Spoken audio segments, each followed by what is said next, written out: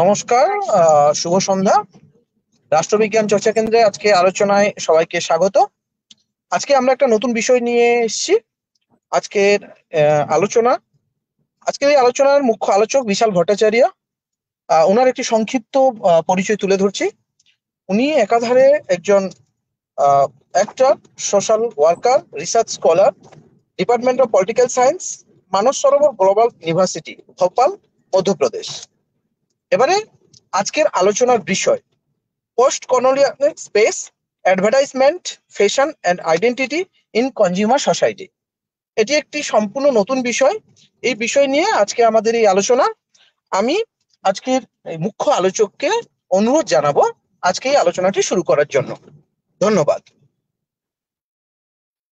ধন্যবাদ সমীরণ বাবুকে আমাকে এবং রাষ্ট্রবিজ্ঞান চর্চা কেন্দ্রকে আমাকে এই বিষয় নিয়ে বলার জন্য এবং আমাকে আমন্ত্রণ জানানোর জন্য। আজকের যে মূল বিষয়বস্তু post colonial space, advertisement, fashion and identity in consumer society. তো মূলত মানে এই টপিকটার মধ্যে অনেকগুলো বিষয় রয়েছে।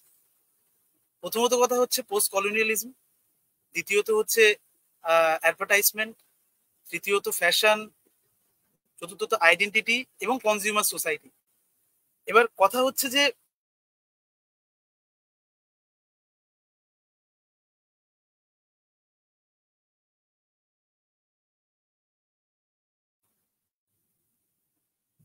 পোস্ট কলোনিয়ালিজম ব্যাপারটা হচ্ছে এটি এমন একটি ধারণা এটি কলোনিয়ালিজম থেকেই উৎপত্তি। তো পোস্ট কলোনিয়ালিজম ব্যাপারটা এটা এমনই একটা ব্যাপার, বাংলায় যদি বলি উত্তর উপনিবেশবাদ। উত্তর উপনিবেশবাদ কোথা থেকে আসছে? উত্তর উপনিবেশবাদ আসছে পশ্চিমী ধারণা থেকে, যে ধারণা যেখানে ওয়েস্ট বা পশ্চিম আমাদেরকে দেখায় যে তোমরা নিকৃষ্ট, তোমরা অসভ্য, অসংস্কৃতি তোমাদের মধ্যে রয়েছে, অশিক্ষিত, এবং আমরা তোমাদেরকে শাসন করতে এসেছি। তো সেই ভাবনা চিন্তা থেকেই যারা বিদেশিরা আছেন, যারা আমরা জানি যে পর্তুগিজ, ফ্রান্স থেকে শুরু করে বিভিন্ন দেশ যেগুলো আছে, যারা যেরকম আমরা যদি উদাহরণস্বরূপ বলি যে ভারতে ব্রিটিশরা মানে এখানে উপনিবেশ স্থাপন করেছিল, তো তাদের সাথে সাথে অনেক কিছু ভারতের পরিবর্তন হয়, যেটা ভারতের ছিল না, আমরা বর্তমানেও দেখতে পাই সেটা। তো সেই পরিবর্তনটা কালচারাল দিক থেকে হোক, ল্যাঙ্গুয়েজের দিক থেকে হোক, খাদ্যাভ্যাসের দিক থেকে হোক, বিভিন্ন দিক থেকে পরিবর্তনটা হয়েছে। কিন্তু একটা ক্ষতি যেটা হয়ে গেছে সেটা হচ্ছে আমাদের যে অরিজিনালিটি, যেটা আমাদের নিজস্বতা, সেটা কোথাও হারিয়ে গেছে। তো এই উত্তর উপনিবেশবাদের উদ্ভবই হয়েছে উপনিবেশবাদকে বিরোধিতা করে। তো উত্তর উপনিবেশবাদটা কি? উপনিবেশবাদ তো একটা ডমিনেশন, একটা আধিপত্য বিস্তার করা, সেটা তো তৈরি করেছে। কিন্তু উত্তর উপনিবেশবাদ বলছে সেই আধিপত্যটাকে ভাঙতে হবে। সেই আধিপত্যের কিন্তু নির্মাণ করা যায়, সেই আধিপত্যটাকে ভেঙে ফেলা যায়। সেটা কিভাবে ভাঙা যাবে? তার জন্য আমি যদি কয়েকজন তাত্ত্বিকের কথা বলি, যেমন উত্তর উপনিবেশবাদের অনেক তাত্ত্বিক আছেন, তার মধ্যে উল্লেখযোগ্য হচ্ছেন Edward Said, Gayatri Chakravorty Spivak, ফ্রা ফ্যানন। এডওয়ার্ড সাইডের বিখ্যাত কাজ বা বই হচ্ছে ওরিয়েন্টালিজম বা প্রাচ্যবাদ। Gayatri Chakravorty Spivak can subaltern speak. আর ফ্রা ফ্যাননের তো প্রচুর বই রয়েছে, কিন্তু তার মধ্যে খুব উল্লেখযোগ্য হচ্ছে ব্ল্যাক স্কিন হোয়াইট মার্কস, তার মধ্যে আরো আছেন। তো সেখানে তারা একটাই জিনিস দেখিয়েছেন বেশিরভাগ করে, যে উপনিবেশবাদকে ভাঙতে হবে, কারণ উপনিবেশবাদ আমাদের যে অরিজিনালিটি সেটাকে নষ্ট করে দিচ্ছে, সেটাকে শেষ করে দিচ্ছে। আমাদের সংস্কৃতি, আমাদের ভাষা, আমাদের খাদ্যাভ্যাস সবকিছুকে নষ্ট করে দিচ্ছে। এবং পশ্চিম যেটাকে দেখাবে আমরা সেটাকে দেখবো না। আমরা আমাদের দেশের যে নিজস্বতা, সেই আঙ্গিকে, আমাদের যে নিজস্বতা সেই আঙ্গিকে আমরা দেখব। তো সেখানে দাঁড়িয়ে গায়ত্রী চক্রবর্তী একটা খুব উল্লেখযোগ্য মানে কথা, গায়ত্রী চক্রবর্তী স্পিভাকের ক্যান সাবঅল্টার্ন স্পিকে তিনি বলছেন সেখানে যে আমরা যে প্রান্তিক মানুষের কথা বলছি, আমরা যে পিছিয়ে পড়া মানুষের কথা বলছি, আমরা যে সেই নিম্ন স্তরের মানুষের কথা বলছি, আমরাই বলছি, কিন্তু তাদের কথা কি সত্যি উঠে আসছে? তারা কি কথা বলতে পারছে? বা তাদের ভাষা কি আমরা বুঝতে পারছি? তাদের কি তাদের অরিজিনাল যে কথা, তাদের যে কথা, সেটা কি অরিজিনালি উঠে আসছে? এটা উত্তর উপনিবেশবাদীরা বলছে। তো এবার উপনিবেশবাদ সম্পর্কে তো আমরা জানলাম, এবং উপনিবেশবাদের, উত্তর উপনিবেশবাদে অনেক কিছু আছে, যেমন চাইল্ডহুড অ্যাডাল্টহুড, মানে চাইল্ডহুড অ্যাডাল্টহুডের যে ভাবনা চিন্তা, এটা ফ্রয়েডের একটা ভাবনা চিন্তা। তো এই ফ্রয়েডের যে ভাবনা চিন্তা চাইল্ডহুড অ্যাডাল্টহুডে বলা হচ্ছে যে মানে তোমরা হাফ প্যান্ট পরা লোকজন তোমরা একদম নিকৃষ্ট, আমরা ফুল প্যান্ট পরা লোকজন, আমরা যদি বাংলায় করি আর কি এটাকে, তাহলে আমরা হচ্ছে উৎকৃষ্ট, সব থেকে বড়, সব থেকে শ্রেষ্ঠ, আমাদের শিক্ষা, আমাদের সভ্যতা, আমাদের সংস্কৃতি সর্বশ্রেষ্ঠ, এবং আমাদের ইতিহাস, এবং তোমাদের ইতিহাস হচ্ছে নগণ্য, তোমরা হচ্ছে পিছিয়ে পড়া লোকজন, যেটা ফ্রয়েড তার চাইল্ডহুড অ্যাডাল্টহুডের ভাবনা চিন্তায় বলেছেন। তোমরা হচ্ছে শিশু সুলভ, আর আমরা হচ্ছে অ্যাডাল্ট, আমরা আমরা হচ্ছে বড়, সবার থেকে বড়, যেটা ফ্রয়েড বলছেন। তো সেখান থেকে তৈরি হয়ে যাচ্ছে মানে এই যে চাইল্ডহুড অ্যাডাল্টহুড, তোমরা শিক্ষিত আমরা অশিক্ষিত, তোমরা সভ্য আমরা অসভ্য, এই ভাবনা চিন্তা থেকে যখন একটা মানুষ জানছে যে আমি আমি এত শিক্ষিত হয়ে, আমি এত পড়াশোনা করে আমি অসভ্য, আমাকে অসভ্য বলা হচ্ছে, আমি অশিক্ষিত বলা হচ্ছে, সেখান থেকে তৈরি হচ্ছে কিন্তু অ্যাংজাইটি, উদ্বেগ, একটা অ্যাংজাইটি যে আমাকে এরকম বলা হচ্ছে, এবং সেখান থেকে তৈরি হচ্ছে কিন্তু দ্বৈত বিপরীত সত্তা, এবং সেখান থেকে তৈরি হয়ে যাচ্ছে যে আমাদের একটা আইডেন্টিটি ক্রাইসিস, এবং সেই আইডেন্টিটি ক্রাইসিস মানে একটা পরিচিতির সংকট, একটা যে সংকট মানে যেখান থেকে আমরা বেরিয়ে আসতে পারছি না।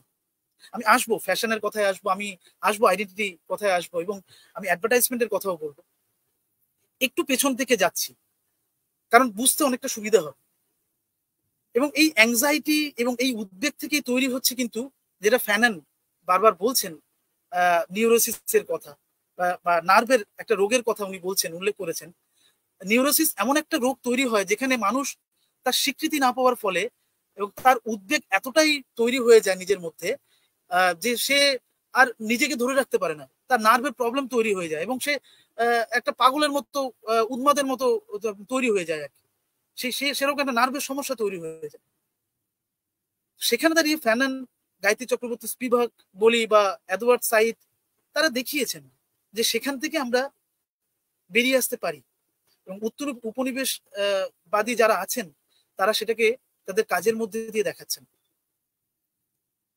তো এবার আমি বলবো যে এখানে এই যে কনজিউমারিজম বা ভোগবাদী সমাজ, আমরা বর্তমানে একটা ভোগবাদী সমাজে বসবাস করছি।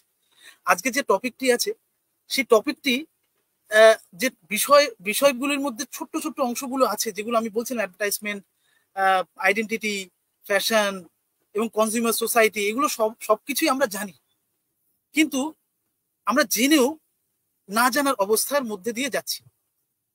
সেটা কিভাবে? সেটি হচ্ছে, আমি যদি একটি একটি করে যদি যাই, প্রথমে আমি যদি বলি অ্যাডভার্টাইজমেন্ট, বিজ্ঞাপন, সে বিজ্ঞাপন কিভাবে প্রভাব ফেলছে এই উত্তর উপনিবেশবাদী সমাজে এবং এই ভোগবাদী সমাজে। সেটি হচ্ছে যে আমাদের এই ভোগবাদী সমাজে যখন আমরা আমরা একটু যদি পেছনের দিকে যাই, আমরা যখন প্রাচীন যুগে বা একটু মধ্যযুগে যখন আমরা ছিলাম, আমাদের পরিচিতি, আমাদের আইডেন্টিটি ঠিক হতো কিন্তু ধর্মের দ্বারা, ন্যায় নীতি বোধের দ্বারা, এবং আমরা আমাদের ধর্মই আমাদেরকে ঠিক করে দিত, বা আমাদের ন্যায় নীতি বোধ আমাদের ভেতরে একটা পরিচিতি ঠিক করে দিত যে আমি এইটা করলে আমার ভালো হবে, এইটা করলে আমার খারাপ হবে। এইটা আমার জন্য ঠিক, এটা আমার জন্য বেঠিক। সেখান থেকে আমরা খারাপ কাজ করার দিকে ঝুঁকতাম না বেশি, কিন্তু বর্তমান সময়ে সেই ন্যায়নীতিবোধ, মূল্যবোধ সেটার বিসর্জন হয়ে গেছে। কি করে? আমরা যদি একটু ভাবি, প্রাচীন যুগ, মধ্যযুগ পেরিয়ে এসে আমরা যখন আধুনিক যুগে ঢুকলাম, যখন শিল্প বিপ্লব হচ্ছে, যখন সংস্কৃতির সংস্কার হচ্ছে, শিল্পের সংস্কার হচ্ছে, ভাষার সংস্কার হচ্ছে, অনেক কিছু সংস্কার হচ্ছে, তখন থেকে আমরা একটা পরিবর্তন আমাদের মধ্যে হতে শুরু করে, শিল্পের বিস্তার হতে শুরু করে। এই শিল্পের বিস্তারের মধ্যে দিয়ে আমাদের ভাষা, কথা বলা, খাদ্যাভ্যাস সবকিছু চেঞ্জ হতে শুরু করে। ইভেন আমাদের কালচারও পর্যন্ত চেঞ্জ হতে শুরু করে। কালচার কিন্তু শুধুমাত্র নাটক, যাত্রা, আবৃত্তি, গান, নাচ সেগুলো কিন্তু নয়। সংস্কৃতি হচ্ছে আমাদের এই যে পোশাক পরে আছি, আমি যে চশমাটি পরে আছি, আমি যে কথা বলছি, আমরা যা খাচ্ছি, বা আমরা যা বাইরের জগতে দেখছি, সবটাই কিন্তু কালচারের মধ্যে।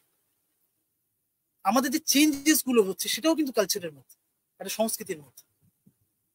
সেখানে আমাদের বিজ্ঞাপন এমন একটা জায়গা তৈরি করছে আমাদের মনোমস্তিষ্কের জগতে, আমাদের মনোজগতে, যেখানে আমরা তার দ্বারা আকৃষ্ট হচ্ছি। একটা সময় কিন্তু বিজ্ঞাপন ছিল না। যখন আমি শিল্প বিপ্লবের কথা বলছি, তখন এত বিজ্ঞাপন, এত কিছু কিন্তু ছিল না তখন। তার পরবর্তী সময় যখন ইন্ডাস্ট্রি তৈরি হচ্ছে, যত শিল্পের বিস্তার হচ্ছে, তত কিন্তু বিজ্ঞাপনেরও কিন্তু আস্তে আস্তে ঢুকতে শুরু করছে। তখন মিডিয়ারও বিস্তার শুরু হচ্ছে, মিডিয়ার পরিবর্তন হচ্ছে, গণমাধ্যমের পরিবর্তন হচ্ছে। এবং এই গণমাধ্যমের মধ্যে, যে গণমাধ্যমের মধ্যে যতগুলো সংস্থা রয়েছে, এই সব সংস্থাগুলো কিন্তু বিজ্ঞাপন কেন্দ্রিক হয়ে যাচ্ছে আস্তে আস্তে। এবং এই বিজ্ঞাপনের ফলে মানুষের কিন্তু ভাবনা চিন্তারও কিন্তু পরিবর্তন হচ্ছে। কিভাবে হচ্ছে সেটা আমি আসছি। বিজ্ঞাপন জগতে যখন আমরা একটা বিজ্ঞাপন আমরা যখন দেখি, আধুনিক যুগে যখন বিংশ শতাব্দীর সময় যখন বিজ্ঞাপন অতিরিক্ত পরিমাণে আমাদের সমাজকে গ্রাস করতে শুরু করে, তখন কিন্তু মানে ইন্ডাস্ট্রির যত বিস্তার হচ্ছে, পণ্যের যত বিস্তার হচ্ছে, তত কিন্তু একটা ব্র্যান্ড সিস্টেম তৈরি হয়ে যাচ্ছে, যেখানে একটা ব্র্যান্ড বা একটা চিহ্ন মানুষকে ঠিক করে দিচ্ছে যে তোমার সংস্কৃতি কি হবে, তোমার ভাষা কি হবে, তোমার কি পড়া উচিত, কি পড়া উচিত নয়, তোমার কি খাওয়া উচিত, কি খাওয়া উচিত নয়, তোমার কি করা উচিত, সে সবটাই কিন্তু ঠিক করে দিচ্ছে কিন্তু একটা ব্র্যান্ড, একটা পণ্য। আমি যদি বলি অ্যাডিডাস, আমি যদি বলি অ্যাপেল, আমি যদি বলি এরকম অনেক সংস্থা আছে যারা সেটাকে চিহ্নিত করে দিচ্ছে যে তুমি এইটা পড়লে তোমার তুমি শাহরুখ খান হয়ে যাবে, তুমি সালমান খান হয়ে যাবে, তুমি অমুক হয়ে যাবে, তুমি তমুক হয়ে যাবে। এবং বিজ্ঞাপনের মধ্যে যারা মডেল রয়েছেন তাদেরকে ইউজ করা হচ্ছে এবং তাদেরকে ব্যবহার করা হচ্ছে যাতে ওই যে পণ্যটি রয়েছে সেই পণ্যটি যাতে সবাই ব্যবহার করে। এই বিজ্ঞাপনের যে সিস্টেম, সেটিতে আমাদের যে নিজস্ব ভাবনা চিন্তা, নিজস্ব চলন বলন, নিজস্ব সংস্কৃতি, তার যে নিজস্বতা, যেটা আমি পোস্ট কলোনিয়ালিজম বা কলোনিয়ালিজমের কথা আমি বলছিলাম, যে নিজস্বতা কোথাও একটা হারিয়ে যাচ্ছে। আমার নিজের ভাবনা চিন্তা, নিজের কথা বলার ধরন, নিজের মানসিকতা, নিজের ভাবনা চিন্তা, নিজের সংস্কৃতি, সবটাই কোথাও একটা ব্র্যান্ড, কোথাও একটা বিজ্ঞাপন আমাদেরকে ঠিক করে দিচ্ছে অবচেতন মনে। আমি আমি সেটা হয়তো বুঝতে পারছি, কিন্তু আমি সেটা বলতে পারছি না, কিন্তু আমাকে নিতে হচ্ছে সেই ব্র্যান্ডটাকে। আমি যদি সেই ব্র্যান্ডটাকে ইউজ না করি, তাহলে কিন্তু আমার অস্তিত্ব বা আমার পরিচিতি বা আমার আইডেন্টিটির সংকট হবে। আপনারা যদি একটু এই বর্তমান সময়ে দেখেন, তাহলে কিন্তু ব্যাপারটা বুঝতে পারবেন কিভাবে হচ্ছে সেটা। আমি যদি একটা উদাহরণ দিই, সেটা আপনারা বুঝতে পারবেন। আচ্ছা, যদি আমি আমি একটা যদি একটা ব্র্যান্ডের কথা বলি, যেমন ধরুন হেড এন্ড শোল্ডার, যেমন ধরুন আমি যদি বলি ট্রেসিমি শ্যাম্পু, যেমন আমি যদি বলি বিবেল সাবান, বা আমি যদি বলি কোবরা সেন্ট, বা অত্যাধুনিক অনেক সেন্ট বেরিয়েছে মার্কেটে। সেখানে ঐশ্বরিয়া রায় অ্যাড দিচ্ছেন, সেখানে সালমান খান অ্যাড দিচ্ছেন, তাকে হায়ার করা হচ্ছে। এবার তাকে হায়ার করছে কারা? তাকে হায়ার করছে হচ্ছে যে সংস্থাটি পণ্যটি উৎপাদন করছে তার এজেন্সি, এবং তার জন্য কিন্তু মিডিয়ার আলাদা এজেন্সি রয়েছে, এবং তারা তাকে অ্যাপয়েন্ট করছে এই বিজ্ঞাপনটিতে ব্র্যান্ড অ্যাম্বাসেডর বা এই বিজ্ঞাপনটি করার জন্য, এবং তার জন্য সে মোটা অঙ্কের টাকাও তিনি পাচ্ছেন। তো অভিনেতার তো কোনো দোষ নেই, যে মডেল তার তো কোনো দোষ নেই, সে তো অর্থের জন্য সেটা তিনি করছেন, তার সেটা কাজ। কিন্তু সেটা যেটা যেটা সমস্যা তৈরি হয়ে যাচ্ছে, যে মার্কস যেখানে বলেছেন যে পুঁজিবাদী সমাজ, যেখানে যখন একটা পুঁজিবাদী সমাজে মালিক শ্রেণী একটা পণ্য যখন উৎপাদন করছে, এবং সেই পণ্য উৎপাদন করার পরে সে পণ্যটির যে মূল্য, শ্রমিকের যে মূল্য, সেটা কিন্তু এই পণ্যটি যে উৎপাদন হচ্ছে তার 70% কিন্তু মানে বিক্রয় করে 70% কিন্তু তার মুনাফা মালিক কিন্তু রেখে দিচ্ছে, আর 30% কিন্তু মানে দিচ্ছে শ্রমিককে। তো সেখানে দাঁড়িয়ে যেটা তৈরি হচ্ছে, ডিসক্রিমিনেট হচ্ছে শ্রমিক শ্রেণী, এবং সেখানে মালিক শ্রেণী তার 70%-এর মধ্যে বেশিরভাগ অংশ বিজ্ঞাপনের পেছনে ব্যয় করছে, এবং সে বিজ্ঞাপনের পেছনে ব্যয় করছে। বিজ্ঞাপনের মধ্যে মডেল আছে, এবং তার পুরো ম্যানুফ্যাকচার মানে পুরো বিজ্ঞাপনটা তৈরি করার একটা কস্ট রয়েছে, সবটাই কিন্তু সেখানে ব্যয় হচ্ছে। এবং হওয়ার পরে যে প্রোডাক্টটি আমরা দেখতে পাচ্ছি টিভিতে, একটা জুতো, একটা সেন্ট বা একটা সাবান, সেটা আমাদের কাছে তুলে ধরা হচ্ছে যে আপনি এই জুতোটা নিন, আপনার ব্রেন খুব ভালো থাকবে, কথার কথাই বলছি। আপনি এই সাবানটি গায়ে দিন, আপনার ত্বক খুব উজ্জ্বল হয়ে যাবে। আপনি এই শ্যাম্পুটা মাথায় মাখুন, আপনার চুল খুব সিল্কি হয়ে যাবে। তো এবার সেখানে আমি আমি আবারও বলছি, আমি আমি বলে দিচ্ছি, কিন্তু আমি কিন্তু কোনো ব্যক্তিগত সংস্থা বা কোনো ব্যক্তিকে আমি আক্রমণ করছি না। এটি আমি আলোচনার বিষয় বলে আমি সেটা আলোচনা করছি, কেউ কিন্তু ব্যক্তিগতভাবে নেবেন না। তো সেখানে দাঁড়িয়ে কিন্তু যখন এই ব্র্যান্ডটি যখন আমরা ইউজ করছি, তখন কিন্তু আমরা ভাবছি যে আমি তো একটা বেশ ব্র্যান্ডেড একটা প্রোডাক্ট ইউজ করছি, আমি অ্যাডিডাসের প্রোডাক্ট ইউজ করছি, আমি তো একটা মানে খুব ভালো প্রোডাক্ট ইউজ করছি। কিন্তু আপনি কিন্তু সাধারণভাবে দেখবেন ওই ব্র্যান্ডটি, ওই সাবানটি কিন্তু 10 টাকাতেও পাওয়া যাচ্ছে, এবং ওই সাবানটি 100 টাকা মূল্যতেও পাওয়া যাচ্ছে, বা 10,000 টাকা মূল্যতেও পাওয়া যাচ্ছে, একই সাবান। কিন্তু কিন্তু যখন ওটাতে ব্র্যান্ড লাগিয়ে দেওয়া হচ্ছে, একটা স্ট্যাম্প লাগিয়ে দেওয়া হচ্ছে, সেটির দাম কিন্তু অনেক হয়ে যাচ্ছে, চড়া হয়ে যাচ্ছে। এবং যখন সেটা ব্র্যান্ড লাগানো নেই, নর্মাল ফুটপাতে বিক্রি হচ্ছে, সেটা কিন্তু 10 টাকাতে পড়ে যাচ্ছে। এবং ওই সাবানটি, ওই পণ্যটি একটা গরিব মানুষও কিনতে পাচ্ছে, এবং ওই পণ্যটি একটা বড় লোক মানে কোটিপতি বা মধ্যবিত্ত তিনিও কিন্তু কিনতে পাচ্ছেন সেই ব্র্যান্ড। এবার সমস্যা কোথায় হচ্ছে? সমস্যা কিন্তু কোথাও নেই, সমস্যা এখানেই। সমস্যা না থেকেও সমস্যা, সেটা হচ্ছে বড় সমস্যা। যেখানে মিশেল ফুকো একটা কথা বলেছিলেন প্যান আফ্রিকান থিওরিতে, যে মানে তিনি দেখাচ্ছেন যে মানে একটা আমরা জেলখানার মধ্যে রয়েছি, এবং জেলখানার কয়েদি যারা রয়েছেন তারা কিন্তু যারা জেলখানার যারা মানে মানে যারা জেলখানার পুলিশ বা প্রশাসক যারা আছেন, তারা কিন্তু জেলখানার কয়েদিকে দেখতে পাচ্ছে। জেলখানার যারা কয়েদি, তারা কিন্তু জেলখানার যারা মূল যারা পুলিশ বা কর্তৃপক্ষ, তাদেরকে কিন্তু কেউ দেখতে পাচ্ছে না। এবং তার মাঝখানে এমন একটা আচ্ছাদন তৈরি করে দেওয়া হচ্ছে, যে আচ্ছাদন পার করে কোনো মানুষ তার অরিজিনাল অস্তিত্বটাকে, ওই সরকারের অরিজিনাল অস্তিত্বটাকে, প্রশাসকের অরিজিনাল অস্তিত্বটাকে তিনি কিন্তু দেখতে পাচ্ছেন না। প্রশাসক বা কর্তৃপক্ষ কিন্তু বিভিন্ন রকম ভাবে মানসিক ভাবে নিয়ন্ত্রণ করে চলেছে। এবং ওই আচ্ছাদনের ওই পারে যারা কয়েদিরা আছেন, তারা কিন্তু ওই মানসিক আচ্ছাদনের মধ্যে দিয়েও তারা কিন্তু নিয়ন্ত্রিত হয়ে চলেছেন, তারা কিন্তু বুঝতেও পারছেন না তারা নিয়ন্ত্রিত হয়ে যাচ্ছে। এই আমি উদাহরণ দিলাম, এই অ্যাডভার্টাইজমেন্টও কিন্তু তেমনই। আমি যদি উদাহরণ দিই টাটার কথা, টাটা দেখবেন রতন টাটা তিনি কিন্তু খুবই সাধারণ জীবনযাপন বিলং করেন। সেরকম অনেক আছেন যারা মডেল, যারা অভিনেতা, তারা দেখবেন কোনো কিন্তু ব্র্যান্ডেড কোনো জিনিস খুব একটা কিন্তু ব্যবহার করেন না। তারা কিন্তু বিজ্ঞাপনের ক্ষেত্রে কিন্তু তারা কিন্তু সেখানে কাজের ক্ষেত্রে কিন্তু তারা কিন্তু সেটা কাজের ক্ষেত্রে কিন্তু ব্যবহার করছেন বা কাজের ক্ষেত্রে তারা বিজ্ঞাপনে দিচ্ছেন। কিন্তু তারা যখন নিজের যে জীবনে তারা কিন্তু সেখানে কিন্তু মানে তারা সেটাকে কিন্তু ব্যবহার করছেন না।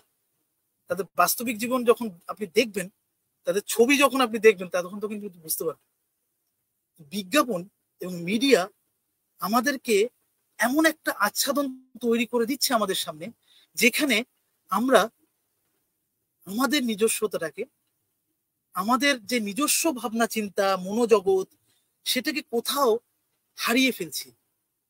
আমরা কোথাও সেটাকে ধরেও ধরতে পারছি না। এমন অবস্থা আমাদের সামনে তৈরি করা হচ্ছে, এমন একটা মিথ তৈরি করা হচ্ছে। মিথ মানে কি? মিথ হচ্ছে যেটা স্বাভাবিককে অস্বাভাবিক করে দেখানো, অস্বাভাবিককে স্বাভাবিক করে দেখানো, সেটা হচ্ছে মিথ।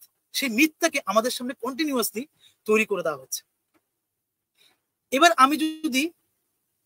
আমি যদি ফ্যাশন ওয়ার্ল্ডের কথা বলি, সেই ফ্যাশন ওয়ার্ল্ডও কিন্তু আমাদেরকে এই বিজ্ঞাপনের মধ্যে দিয়ে, অ্যাডভার্টাইজমেন্টের মাধ্যমে আমাদেরকে এমন পোশাক পরিচ্ছদ, এমন কিছু ড্রেস, যেগুলোকে আমাদেরকে দেখানো হচ্ছে, যেগুলো আমরা দেখছি, যেমন জিন্সের যেমন ডেনিমস আছে, অনেক বড় বড় ব্র্যান্ড আছে যেগুলো আমরা পরি, বা অনেক টি শার্ট রয়েছে, অনেক শার্ট রয়েছে যেগুলো আমরা ইউজ করি, যেগুলো আমরা পরি।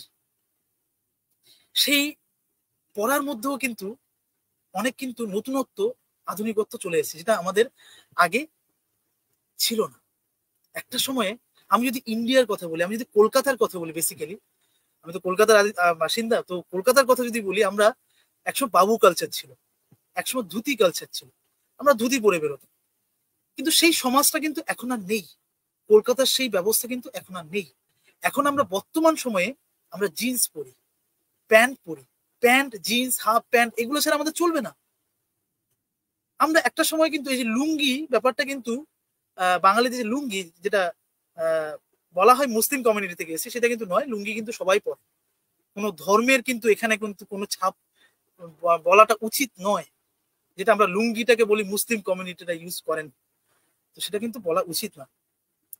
একটা ব্র্যান্ড, এখানেও কিন্তু একটা ফ্যাশন, একটা ব্র্যান্ড তৈরি হয়ে গেছে। যে ব্র্যান্ড, যে চিহ্ন, যে ব্র্যান্ডটা আমরা যদি না পড়ি, তাহলে কিন্তু আমার আইডেন্টিটি ক্রাইসিস তৈরি হবে। সেখানে কিন্তু পরিচিতিটাও কিন্তু জড়িয়ে আছে এই ব্র্যান্ডের সাথে। সেটা কিন্তু তৈরি হচ্ছে কিন্তু আধুনিক সমাজের সময় থেকে। প্রাক আধুনিক সময়ে এটা কিন্তু ছিল না। আমি প্রাক আধুনিক সময় যদি আমি বলি, আমি যদি বলি 80s এর সময়, খুব একটা কিন্তু এত প্রচলন ব্র্যান্ডের, এত প্রচলন, এত ভোগবাদী অবস্থা কিন্তু ছিল না। এবং এই ভোগবাদী অবস্থাটাও কেন তৈরি হচ্ছে? যত আমাদের পণ্য, যত আমাদের শিল্প অনেক বেড়ে যাচ্ছে, যত আমাদের পণ্যের বিস্তার অনেক বেড়ে যাচ্ছে, যত আমাদের চাহিদা, আমাদের নিডস, আমাদের ইচ্ছা যত বেড়ে যাচ্ছে, তত কিন্তু আমরা সেই বিজ্ঞাপনে আগ্রাসী হচ্ছি, তত আমরা বেশি ব্র্যান্ডের আগ্রাসী হচ্ছি, তত আমরা অ্যাডভার্টাইজমেন্টের আগ্রাসী হচ্ছি, তত আমরা ফ্যাশনেবল হয়ে উঠছি, তত আমরা তার প্রতি আকৃষ্ট হচ্ছি। তো সেখানে আমরা ফ্যাশন এবং ব্র্যান্ড, ফ্যাশন এবং অ্যাডভার্টাইজমেন্ট একে অপরের কোথাও না কোথাও পরিপূরক। এবার আমি যদি বলি আইডেন্টিটি ক্রাইসিস কিভাবে হচ্ছে, আমরা যখন একটা ব্র্যান্ড, যখন আমরা পড়ছি, যখন আমরা একটা ব্র্যান্ডকে ইউজ করছি, এই বর্তমান সময়ে আমি আধুনিক যুগের কথা বললাম, প্রাক আধুনিক যুগের কথা বললাম, যেখানে আমরা মূল্যবোধ বা আমাদের ন্যায় নৈতিকতা, ধর্মের উপর আমরা বিশ্বাস খুব বেশি ছিল, যেটা আমরা আধুনিক যুগ বা এই পোস্ট মডার্নিজম বা পোস্ট কলোনিয়ালিজমের সময়ে যখন আমরা দেখছি, সেটা কিন্তু আর থাকছে না। সেটা কিন্তু ব্র্যান্ড কেন্দ্রিক হয়ে উঠছে। আমি যদি কয়েকজন তাত্ত্বিকের কথা বলি, যেখানে বলছেন ডেকার্ট বা কান্টের কথা যদি আমরা বলি, যেখানে প্রাক আধুনিক যুগে কান্ট এবং ডেকার্ট বলছেন আমাদের পরিচিতি বা আইডেন্টিটি সেটা কিন্তু ঠিক হচ্ছে কিন্তু নৈতিক মূল্যবোধের উপর, যেটা আমি বলছিলাম। ডেকার্ট এবং কান্ট কিন্তু সেটাই বলছেন যে আমাদের কিন্তু পরিচিতি বা আইডেন্টিটি কিন্তু প্রাক আধুনিক সময় কিন্তু ঠিক হতো কিন্তু আমাদের নৈতিক মূল্যবোধ, আমাদের আমাদের যে ধর্ম, আমাদের ইচ্ছা, সেটার উপর কিন্তু ঠিক হতো আমাদের আমাদের আইডেন্টিটি, আমাদের পরিচিতি। কিন্তু বাস্তববাদীরা বলছেন, বাস্তববাদী মার্কস, নিৎসে, হাইডেগার, জাপল সাত্রে, তারা কিন্তু অন্য কথা বলছেন। তারা বলছে পরিস্থিতির উপর মানুষের পরিচিতি ঠিক হয়, মানুষের যে আইডেন্টিটি সেটা কিন্তু পরিস্থিতির উপর ঠিক হয়। কিন্তু হেগেল তার দ্বান্দ্বিক তত্ত্বে তিনি বলছেন মানুষের পরিচয় কিন্তু ঠিক হয় স্বীকৃতির মাধ্যমে। কিন্তু উত্তর আধুনিকবাদীরা বলছেন, যারা পোস্ট কলোনিয়ালিস্ট বা উত্তর আধুনিকবাদী যদি বলি, যেমন ফ্যানানের কথা আমি বলেছি, আমি গায়ত্রী চক্রবর্তী স্পিভাকের কথা বলেছি, আমি সেখানে মানে বদ্রিলাট আসছে, দেরিদা আসছে, অনেকেই আছেন, আশিস নন্দী আছেন যিনি সাবঅল্টার্ন স্টাডিজ এর কথা বলেছেন। তারা বলছেন পরিচয় বা আইডেন্টিটি সেটা কিন্তু ঠিক হচ্ছে সামাজিক সাংস্কৃতিক নির্মাণের উপর। পোস্ট কলোনিয়ালিস্ট যারা আছেন, পোস্ট মডার্নিস্ট যারা আছেন, তারা কিন্তু বলছেন আমাদের পরিচিতি, আমাদের আইডেন্টিটি সেটা কিন্তু সামাজিক এবং সাংস্কৃতিক মানে সোশ্যাল এবং কালচারাল ভাবে নির্মাণ করা হচ্ছে। আমাদের আইডেন্টিটিকে, আমাদের পরিচিতিকে কিভাবে তৈরি হচ্ছে, আমাদের আইডেন্টিটি কিভাবে নির্মাণ করা হচ্ছে। আমি একটু আগে বলছিলাম যে আমাদেরকে আমরা ব্র্যান্ড নির্ভর হয়ে গেছি। যত আমরা আধুনিক যুগ পেরিয়ে যত আমরা এই বর্তমান সময় দেখছি, সবটাই কিন্তু ব্র্যান্ড নির্ভর। এই কনজিউমার সোসাইটি এবং এই ভোগবাদী সমাজে, ভোগবাদী সমাজ বা এই কনজিউমারিজমের মধ্যেই কিন্তু লুকিয়ে আছে পুরো বিষয়টা, পুরো শব্দটা। এবং এই ভোগবাদী সমাজে সবকিছুই তো ভোগ। আমরা খাচ্ছি, আনন্দ করছি, ফুর্তি করছি, আমোদ করছি, সেটা কিন্তু এই আধুনিক যুগ থেকেই কিন্তু শুরু হয়ে যাচ্ছে। এবং সেটা কিভাবে হচ্ছে? এই অ্যাডভার্টাইজমেন্টের ফলে। এই অ্যাডভার্টাইজমেন্ট আসার ফলে এই মিডিয়া কিন্তু খারাপ নয়, আমি একবারও বলছি না যে খারাপ, সবকিছু খারাপ, ব্র্যান্ড খারাপ, মিডিয়া খারাপ, আমাদের ফ্যাশন জগৎ খারাপ, আমাদের অ্যাডভার্টাইজমেন্ট জগৎ খারাপ, আমি বলছি না। কিন্তু অ্যাডভার্টাইজমেন্ট এমন ভাবে এমন জিনিসপত্র আমাদের সামনে তুলে ধরছে, আমি যদি একটা উদাহরণ দিই তাহলে আপনার কাছে পরিষ্কার ভাবে বুঝতে সুবিধা হবে যে নির্মা বা আমরা যদি বলি নিহার অয়েল বা এরকম অনেক ব্র্যান্ড আছে যারা বিজ্ঞাপন দিচ্ছেন যে আপনি এই তেলটি কিনুন, তাহলে কিন্তু আপনি তেলটি কিনলে আপনি যে 100% মূল্য দিয়ে তেলটি কিনছেন, সেই তেলটির যে 70% মূল্য সেটি যারা ব্র্যান্ডটির বিজ্ঞাপন দিয়েছেন, যারা ব্র্যান্ডটি নির্মাণ করেছেন তাদের কাছে পৌঁছবে, এবং 30% যেটি আছে সেটি শিক্ষা সংস্থা বা শিক্ষার উন্নতির জন্য বা কোনো বা দুস্থ ছাত্রছাত্রীদের পড়াশোনার উন্নতির জন্য সেটি সেখানে কিন্তু ডিরেক্টলি চলে যাবে। আমার প্রশ্ন এখানেই, আপনি কি সত্যি দেখতে পাচ্ছেন আপনি যে 100% টাকা দিয়ে আপনি তো তেলটা কিনে নিলেন, সেটা আপনি কিনলেন, আপনি ব্যবহার করলেন এবং সেটা সুগন্ধিযুক্ত এবং আপনি মনে করলেন যে আমি একটা ভালো ব্র্যান্ডের জিনিস আমি কিনেছি, কিন্তু কেনার পর আপনি ব্যবহার করলেন, ভালো লাগছে এবং আপনার ইচ্ছাও বেড়ে যাচ্ছে। কিন্তু আপনি কি একবারও ভেবেছেন যে আপনার থেকে যে অর্থটি যে পারপাসে নেওয়া হয়েছে এবং যেগুলো আপনাদেরকে বলা হচ্ছে সেগুলো কি আদৌ সত্যিকারে হচ্ছে? আমার প্রশ্ন এখানেই যে আমাদের এই বিজ্ঞাপনের মাধ্যমে আমাদেরকে বলা হয় যে চৈত্র সেল, বৈশাখ সেল, অমুক সেল, তমুক সেল, 70% অফ, আপনি এই সাবানটি কিনুন একটার সাথে 10টা ফ্রি, বা এই ব্যাগটি কিনুন একটার সাথে 5টা ফ্রি। আপনি কিন্তু 100 টাকা দিলেই কিন্তু এই ব্যাগটি পেয়ে যাচ্ছেন এবং তার সাথে কিন্তু 5টি ব্যাগ এর সাথে ফ্রি পেয়ে যাচ্ছে। আপনি কি একবারও ভেবেছেন সত্যি কি 5টি ব্যাগ আমাকে ফ্রি দেওয়া হচ্ছে? একবারও ভেবেছেন? আমার প্রশ্ন এখানেই যে আমরা যে এই যে একটি ব্যাগ কেনার পেছনে 5টি ব্যাগ ফ্রি দেওয়া হচ্ছে, এবং সেই 5টি ব্যাগটাই কিন্তু ব্যাগের যে মূল্য, ওই একটি ব্যাগ 5টি ব্যাগ মানে টোটাল 6টি মূল্য কিন্তু ওই 100 টাকার মধ্যেই কিন্তু ধরা আছে। এবং আমরা কিন্তু সেই 70% সেল, 70% অফ বা 50% অফ, বা চলে আসুন 1 টাকা মূল্যে এই এই বিজ্ঞাপনটি দেওয়া হচ্ছে, 1 টাকা মূল্যে আপনি এই জিনিসটা পেয়ে যাচ্ছেন, অফার, কিনে নিন, আপনি বেস্ট ব্র্যান্ড পেয়ে যাচ্ছেন। সেই ব্র্যান্ডটি কেনার পরে আপনি যখন এই পণ্যটি কেনার পরে আপনি যখন সেটিকে ইউজ করবেন, করার পরে যখন 2 দিন পরে সেটি নষ্ট হয়ে যাবে বা 2 দিন পরে দেখবেন আর অ্যাপ ব্যবহার করা যাচ্ছে না, তখন আপনাকে হাউকুট আসবে। এরকম 80% আমি আমি অনেক মানুষ দেখেছি, আমি নিজেও ব্যবহার করেছি, আমি নিজেও জানি সেই প্রোডাক্ট। ব্যতিক্রমে অনেকেই থাকতে পারেন, কিন্তু সব প্রোডাক্ট যে ভালো, সব প্রোডাক্ট যে আহ, মানে কি বলবো যে আমি লাভবান হয়ে গেলাম তা কিন্তু নয়। এই বিজ্ঞাপন কিন্তু আমাদেরকে, আমাদের মনোজগৎকে, আমাদের ভাবনা চিন্তাকে বিভিন্ন রকম ভাবে নিয়ন্ত্রণ করছে। এবং এই বিজ্ঞাপন আমরা যদি বিদেশে দেখি, আমাদের দেশের বাইরে যদি, কারণ আমরা যখন স্বাধীন হয়েছি, ভারত যখন স্বাধীন হয়েছে, আমরা, আমি নিজে মনে করি আমরা স্বাধীন হয়েও স্বাধীন নই। কারণ, কেন বলছি কথা?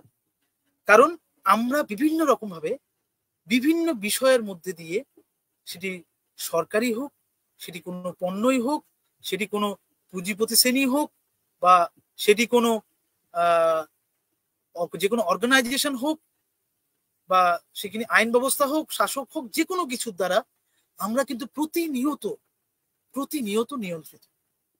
বিজ্ঞাপন তো আছে, গণমাধ্যম তো রয়েছে, আমরা সমস্ত বিষয়ের দ্বারা আমরা নিয়ন্ত্রিত। তাহলে আমি কিভাবে বলবো আমি স্বাধীন? তাহলে আমি কিভাবে বলবো আমি সত্যিকারের স্বাধীন সমাজে, স্বাধীন পরিবেশে আমি বসবাস করছি? আমার সংস্কৃতিও কিন্তু, আমার খাদ্য, আমি যেটা খাচ্ছি, আমি যেটা পড়ছি, আমি যে চশমাটা ব্যবহার করছি, আমি যে মোবাইলটি ব্যবহার করছি, সবকিছুই কিন্তু অন্যের দ্বারা নিয়ন্ত্রিত।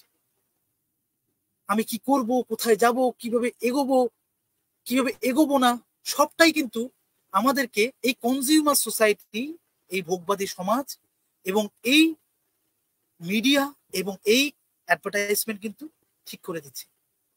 এবং এই উত্তর ঔপনিবেশিক সমাজে এবং এই ভোগবাদী সমাজে বা এই পোস্ট কলোনিয়ালিজম সমাজে, এই পোস্ট মডার্নিজম সমাজে কিন্তু সেটি হচ্ছে এবং প্রতিনিয়ত হয়ে যাবে। যত দিন যাচ্ছে, যত আমাদের ইচ্ছা, আমাদের চাহিদা, আমাদের একটা জিনিসের প্রতি আগ্রহ যত বেড়ে যাচ্ছে, ততই কিন্তু আমরা সেই ব্র্যান্ডের প্রতি, আমরা সেই জিনিসের প্রতি আকৃষ্ট হচ্ছি, তত আমরা নিয়ন্ত্রিত হচ্ছি।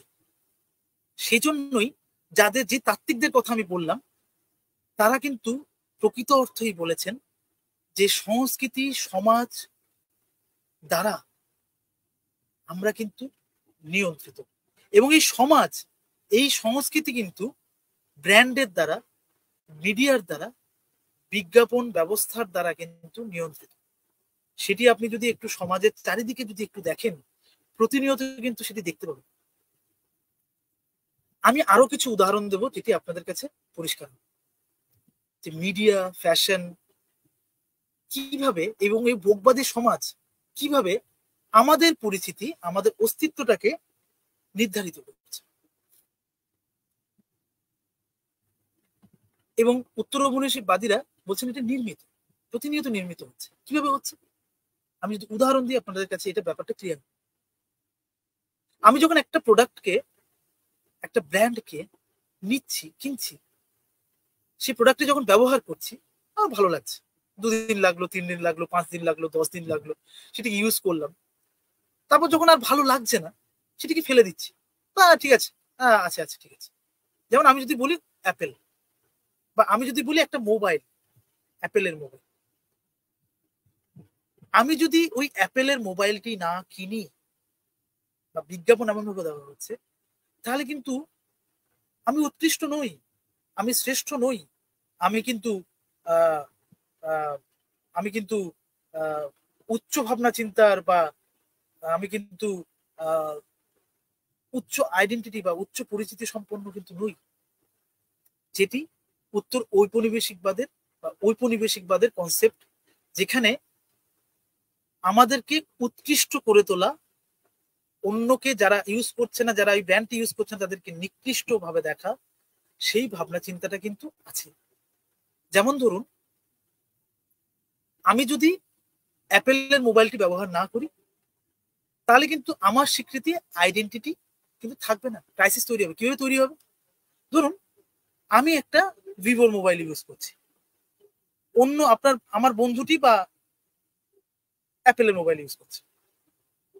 আপনি যখন তার সাথে কথা বলতে যাবেন, তখন আমি জাস্ট উদাহরণ হিসেবে বলছি, তখন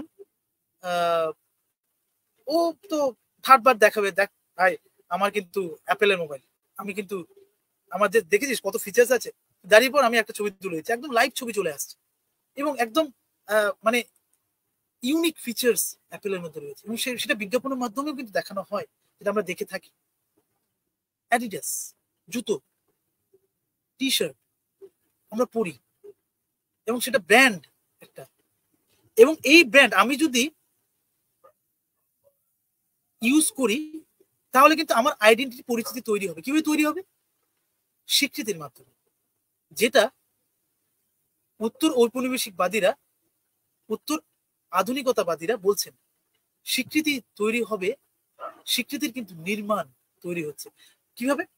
স্বীকৃতি কি জিনিসটা কি?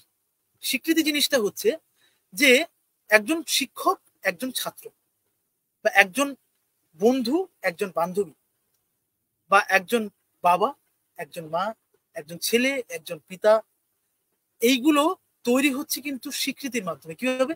আমি যদি আমার স্যারকে স্যার বলে সম্বোধন না দিই, যেমন আমি এখানে বললাম সবিনন বাবু আমাকে আহ সম্বোধন করলেন, রাষ্ট্রবিজ্ঞান চর্চা কেন্দ্র আমার পরিচিতি বা আমাকে নিয়ে দু চার কথা বললেন, তিনি যদি সেটি না বলতেন, তাহলে কি আপনি বা আপনারা যারা দর্শকরা আছেন, দর্শক বন্ধুরা আছেন, তারা কি আমাকে চিনতে পারতেন? তারা কি আমাকে জানতে পারতেন যে আমি কে? অনেকে হয়তো আমাকে চেনেন, কিন্তু আমি বলতে চাইছি পরিচিতির অর্থে জানতে পারতেন না। তো উনি আমাকে, আমার পরিচিতিটাকে আইডেন্টিফাই করে দিয়েছেন বলে আমার পরিচিতি কিন্তু আইডেন্টিফাই হয়েছে। সেখানেই হচ্ছে ব্যাপার, এই পরিচিতির স্বীকৃতি। এবার যদি উনি আমাকে না বলতেন, আমার পরিচিতি না দেন, আমাকে যদি ইগনোর করতেন, তাহলে সেখানে ইগনোরেন্স তৈরি হয়ে যেত, এবং সেখান থেকে তৈরি হয় কিন্তু উদ্বেগ, যেটা ফ্যানন বলছেন। সেখান থেকে তৈরি হচ্ছে কিন্তু নিউরোসিস, যেটা মানসিক রোগ। এবং সেখানে এই পরিচিতির কিন্তু প্রতিনিয়ত নির্মাণ হচ্ছে, প্রতিনিয়ত নির্মাণ হচ্ছে। কিভাবে হচ্ছে সেটা আসছে, কিন্তু পরিচিতির যে স্বীকৃতি, সেখানে আমি আরেকটু আলোকপাত করব। পরিচিতির স্বীকৃতি কিভাবে তৈরি হয়? ধরুন, আমি যে বলছিলাম যে অ্যাডিডাসের পোশাক, বা আমি অ্যাপেলের মোবাইল ইউজ করছি, আমি যদি সেই ব্র্যান্ডটি ইউজ না করি, তাহলে কিন্তু আমি নিকৃষ্ট। আমি কিন্তু আমার ওই বন্ধুর পাশে কিন্তু গিয়ে দাঁড়াতে পারবো না। সে হয়তো আজকে কথা বলবে, কালকে কথা বলবে, 4 দিন পরে হয়তো সে আমার সাথে আর কথা বলবে, সে নিজেকে একটা অন্যরকম। এবং সেইখান থেকে তৈরি হয়ে যাচ্ছে কিন্তু ইগনোরেন্স, স্বীকৃতি না দেওয়া। সেখানে যাকে স্বীকৃতি দেওয়া হচ্ছে না, তার মধ্যে কিন্তু একটা উদ্বেগ তৈরি হচ্ছে, তাকে কিন্তু ইগনোর করা হচ্ছে, তার পরিচিতি তাকে দেওয়া হচ্ছে না, তাকে টোটালি ইগনোর করে দেওয়া হচ্ছে। কি কেন? সে কিন্তু বলছে না, সে কিন্তু কাজে দেখিয়ে দিচ্ছে, তার অ্যাটিটিউডে দেখিয়ে দিচ্ছে যে তুমি আমার যোগ্য নও। সে কিন্তু সরাসরি বলছে না। সেখান থেকে কিন্তু তৈরি হচ্ছে কিন্তু আইডেন্টিটি ক্রাইসিস, আইডেন্টিটি ক্রাইসিস। এবং এই আইডেন্টিটি ক্রাইসিস কিন্তু স্বীকৃতি থেকে তৈরি হয়। আমি যদি স্বীকৃতি না পাই, আমাকে যদি কেউ ইগনোর করে, তাহলে কিন্তু আইডেন্টিটি ক্রাইসিস তৈরি হয়। এবং আমি এই আইডেন্টিটি ক্রাইসিস যাতে না হয়, আমি যদি অন্য মানুষের কাছে স্বীকৃতি পাই, তার জন্য কিন্তু আমরা বাধ্য হচ্ছি সেই ব্র্যান্ডটাকে নেওয়ার। আমার কাছে পয়সা থাকুক বা না থাকুক, আমাকে অ্যাপেলের মোবাইল কিনতে হবে, আমাকে অ্যাডিডাসের জিনিস কিনতে হবে, এরকম একটা প্রচলন তৈরি হয়ে গেছে। কেন এরকম হতে হতে এমন একটা পজিশন, এমন একটা জায়গা তৈরি হচ্ছে যেখানে আমরা একটা মানসিক সমস্যার মধ্যে দিয়ে ঘুরছি। কিভাবে? কারণ আমরা তো স্বীকৃতি পাচ্ছি না। যারা স্বীকৃতি পাচ্ছেন না, যারা সেই ব্র্যান্ডটাকে ইউজ করছেন না, করতে পারছেন না অর্থের জন্য, তাদের কিন্তু আইডেন্টিটি ক্রাইসিস তৈরি হচ্ছে। তারা কিন্তু অন্য মানুষের সামনে গিয়ে দাঁড়াতে পারছেন না। আবার অনেকে আছেন যারা কিনতে পারছেন না, তাদের কাছে অর্থ নেই, কিন্তু তারা অর্থ জোগাড় করে ধার দেনা করে হলেও সেই অ্যাপেলের মোবাইলটি কিনছেন। বেশিরভাগটা তৈরি হয়ে যায় কিন্তু যুব সমাজ যারা আছেন, তারা কিন্তু ওই অ্যাপেলের মোবাইলটি ব্যবহার করার জন্য বা ওই অ্যাপেলের মোবাইলটি কেনার জন্য বা ওই ব্র্যান্ডের জিনিসটি কেনার জন্য তারা কিন্তু উদ্গ্রীব হয়ে তারা কিন্তু ধার দেনা করে বসে। তারা কিনতে না পারলে কাউকে হত্যা করে, তারা কিনতে না পারলে তাদের মানসিক সমস্যা তৈরি হয়ে যায়। এরকম সচরাচর অনেক জায়গা কিন্তু আমরা দেখতে পাচ্ছি। হ্যাঁ, এটা আপনারা বলতে পারেন যে বর্তমান সময়ে তো সবকিছু অ্যাভেলেবেল। একটা অ্যাপেলের মোবাইল 50,000 টাকা দামে এখন সবাই কিনতে পাচ্ছে, সবার কাছে এটি অ্যাভেলেবেল জিনিস, সেটি অ্যাভেলেবেল। কিন্তু এমন অনেক প্রোডাক্ট আছে, শুধু আমি অ্যাপেলের মোবাইলের উদাহরণ দিই, এমন অনেক ব্র্যান্ডেড প্রোডাক্ট আছে যেগুলো বহু মূল্যের। সেইগুলোকেও কেনার জন্য যারা মধ্যবিত্ত বা যারা নিম্ন মধ্যবিত্ত মানুষজন আছেন, বেশিরভাগ যুব সমাজ, তারা কিন্তু সেই মিডিয়া, সেই বিজ্ঞাপন মাধ্যমের দ্বারা আকৃষ্ট হয়ে সেই জিনিসগুলোকে কিনছেন। যারা কিনতে পাচ্ছেন না তারা বাধ্য হচ্ছেন সেটা কেনা, এবং তারা কিন্তু তার নিজস্ব টাকার কথা, নিজের নিজের কথা বা নিজস্বতার কথা ভাবছেন। তারা নিজের স্বীকৃতিটাকে, নিজের আইডেন্টিটিটাকে জাহির করার জন্য, নিজের আইডেন্টিটিটাকে অন্যের কাছে তুলে ধরার জন্য তারা কিন্তু সেই প্রোডাক্টটি কিনতে বাধ্য। তারা কিন্তু সেই প্রোডাক্টটিকে কিনতে, তারা কিন্তু সেই প্রোডাক্টটিকে ব্যবহার করতে কিন্তু বাধ্য হচ্ছে। সেখান থেকে কিন্তু যদি কিনতে না পারে তার কিন্তু আইডেন্টিটি ক্রাইসিস তৈরি হবে। এবং এই মিডিয়া, এই বিজ্ঞাপন কিন্তু ভালোবাসা, কান্না, হাসি, দুঃখ, কষ্ট, প্রেমিক প্রেমিকার সম্পর্ক সবকিছুই কিন্তু ঠিক করে দিচ্ছে। কিভাবে ঠিক করছে সেটাও একটা উদাহরণ দিই, তাহলে আপনাদের কাছে পরিষ্কার হবে। সেটি ঠিক করছে যখন একজন প্রেমিক বা একজন প্রেমিকা, একজন প্রেমিক তার প্রেমিকাকে যখন একটা গ্রিটিংস কার্ড দিচ্ছে বা কোনো একটা গিফট দিচ্ছে, সে যখন দিতে যাচ্ছে তখন কিন্তু সে কিন্তু এটি দেখছে যে, যে নিচ্ছে সেও এটি দেখছে যে এটি ব্র্যান্ডেড প্রোডাক্ট। তো আমার বয়ফ্রেন্ড আমাকে যেটা দিল ব্র্যান্ডেড জিনিস দিল, তো আমি সেটা কি অন্য কাউকে দেখাতে পারবো? তো যদি ব্র্যান্ডেড প্রোডাক্ট না হয় তাহলে কিন্তু আমি অন্য কাউকে দেখাতে পারবো না। এইখান থেকে কিন্তু অনেক সময় একটা সম্পর্কের মধ্যে ঝামেলার সৃষ্টি হয়। এবং এসব সমস্ত ক্ষেত্রেই কিন্তু আমরা যদি কোনো একটা বিয়ে বাড়িতে যাই, কোনো একটা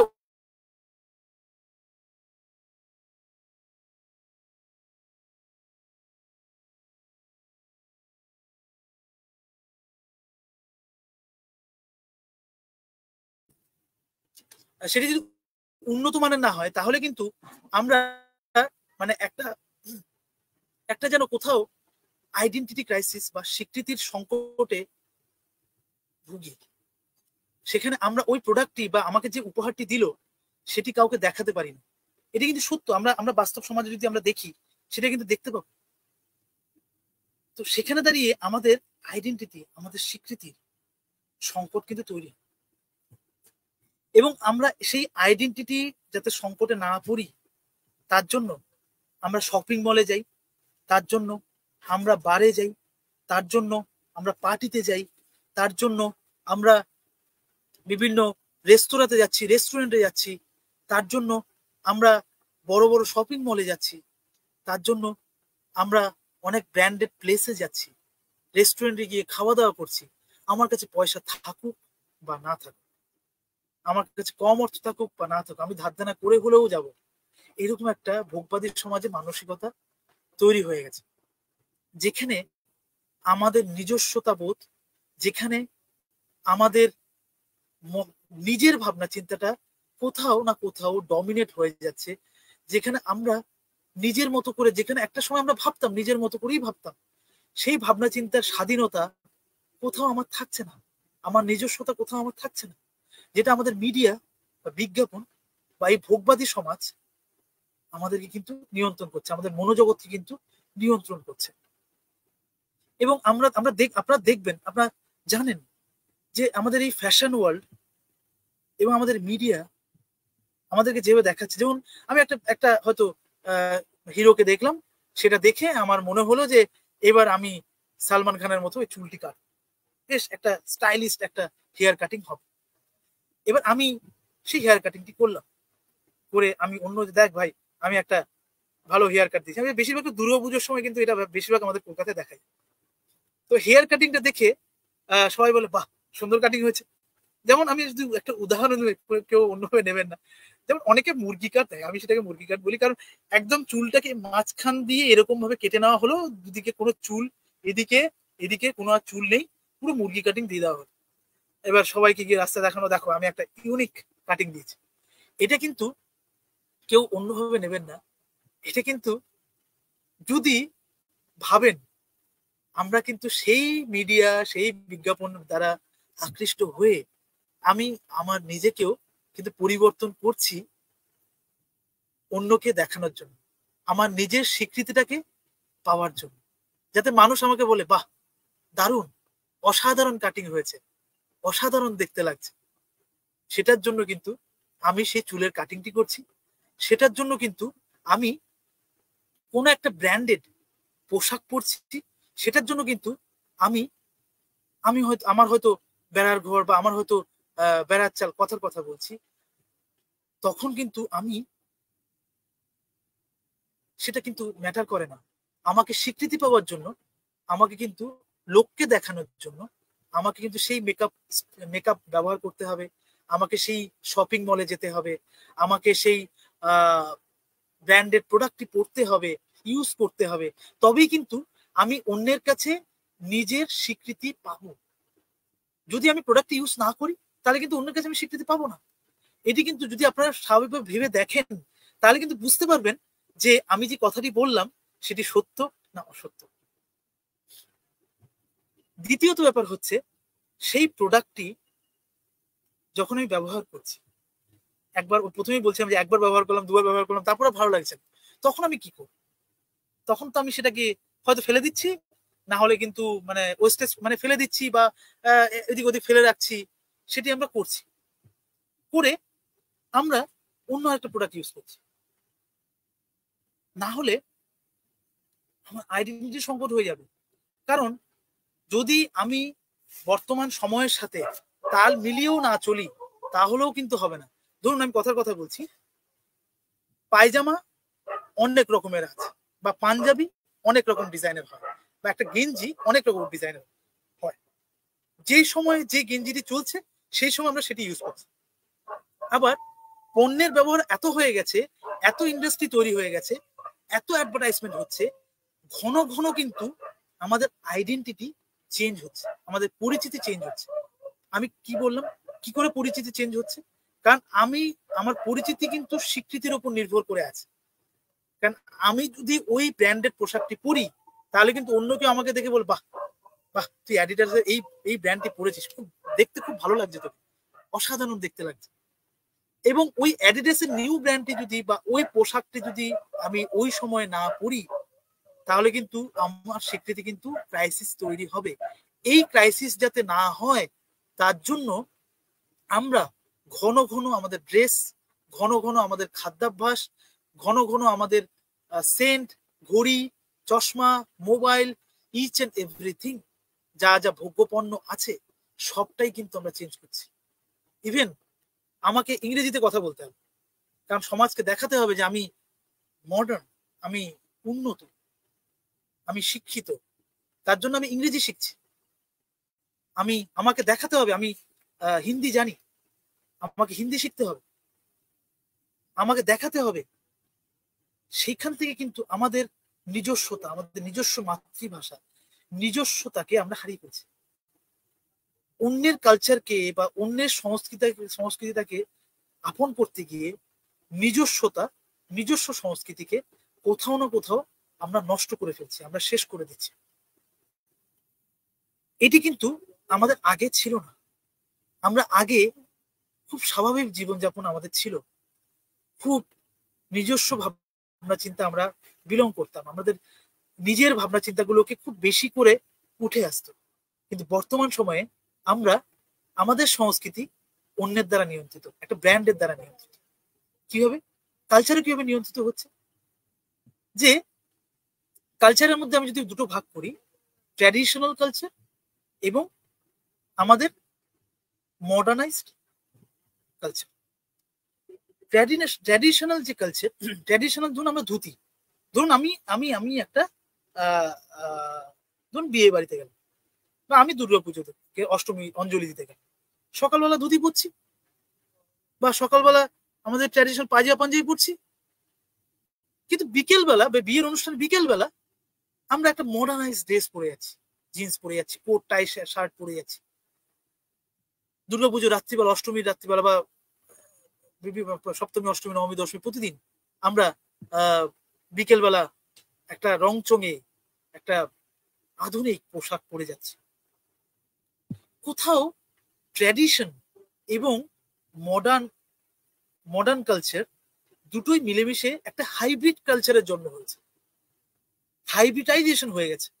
যেমন আমরা হাইব্রিড মাগুর দেখেছি, হাইব্রিড জিনিসপত্র দেখেছি, এবং কালচারেরও কিন্তু হাইব্রিডাইজেশন হয়ে গেছে।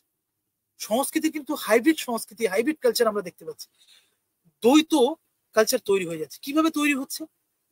আমরা মানে এই বিজ্ঞাপন এবং এই ভোগবাদী সমাজ এবং এই পুঁজিবাদী সমাজ এবং এই ইন্ডাস্ট্রিয়ালিস্ট যারা আছেন, তারা ব্র্যান্ডটাকে এমন ভাবে তুলে ধরছেন মানুষের সামনে, মানুষের কাছে, যে মানুষ ট্র্যাডিশনটাকেও ধরে রাখছে এবং মডার্নটাকেও ধরে রাখছে। কিভাবে? ধরুন একটা ধুতি, আগেকার দিনে সাদা ধুতিটাই বিয়ে বাড়িতে বা বিয়ে করতে গেলে সাদা ধুতি পরে, সাদা পাঞ্জাবি পরে যেত। কিন্তু বর্তমান সময়ে কি হচ্ছে? রংচঙে ধুতি পরে যেতে হবে, না হলে কিন্তু বর বর একটা ভাব আসবে না, না হলে কিন্তু একটা বেশ মানে বিয়ে করতে যাচ্ছি একটা বর সুলভ ভাব আসবে না। আগের দিনে গাঁদা ফুলের গাঁদা ফুল মানে অন্যান্য ফুল দিয়ে মালা তৈরি করা হতো, বিয়ে বিয়ে করতে গেলে সেই বর সেই মালা পরে যেত। এখন গোলাপের মালা, রজনীগন্ধার মালা, বিভিন্ন রকমের মালা, বিভিন্ন রকমের ফুলের মুকুটও পর্যন্ত আছে, বিভিন্ন রকম সোলার কাজের মুকুট যদি আমি পরে না যাই, বিভিন্ন রঙের পোশাক যদি আমি পরে না যাই, তাহলে কিন্তু সেই মডার্ন একটা জিনিস তৈরি হবে না। দেখবেন অনেক বড়েরা এরকম দাড়ি একটা গেটআপ তৈরি করে যেতে হবে, কারণ আমরা তো সিরিয়ালে দেখি, আমরা তো ব্র্যান্ড দেখেছি, এরকম ব্র্যান্ড না পড়লে একটা বর বর ভাব আসবে না, এরকম গয়না না পড়লে একটা বউ বউ মতো ভাব আসবে না। এবং সেই ব্র্যান্ডটি দেখে আমরা এই বর্তমান সময়ে সেই জিনিসগুলো কিনছি, কিনে আমরা পড়ছি।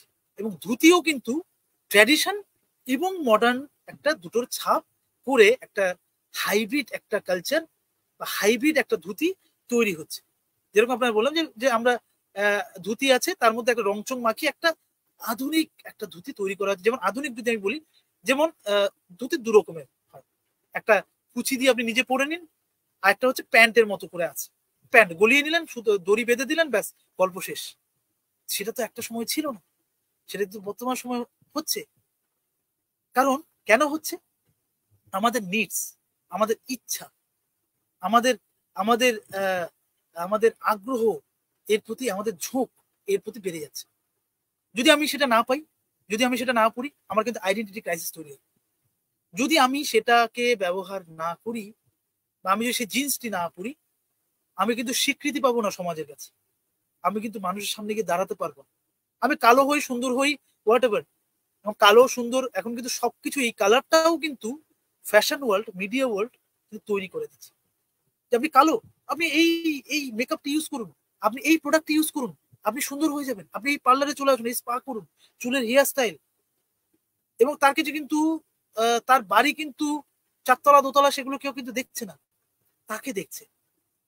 তার সে কি কসমেটিক্স ইউজ করেছে, সে কি ব্র্যান্ড ইউজ করেছে, সেইটাকে কিন্তু দেখা হচ্ছে, সেটা কিন্তু ঠিক করে দিচ্ছে এই ভোগবাদী সমাজ, যে আপনি কি ব্র্যান্ড ইউজ করবেন, কি প্রোডাক্ট ইউজ করলে আপনার কেমন সুন্দর দেখাবে, কেমন আপনার একটা বর সুলভ আচরণ হবে, সেটা কিন্তু ঠিক করে দিচ্ছে এই ভোগবাদী সমাজ। এবার এই যে পরিচিতির সংকট তৈরি হচ্ছে, কিভাবে তৈরি হচ্ছে সেটা আমি বললাম।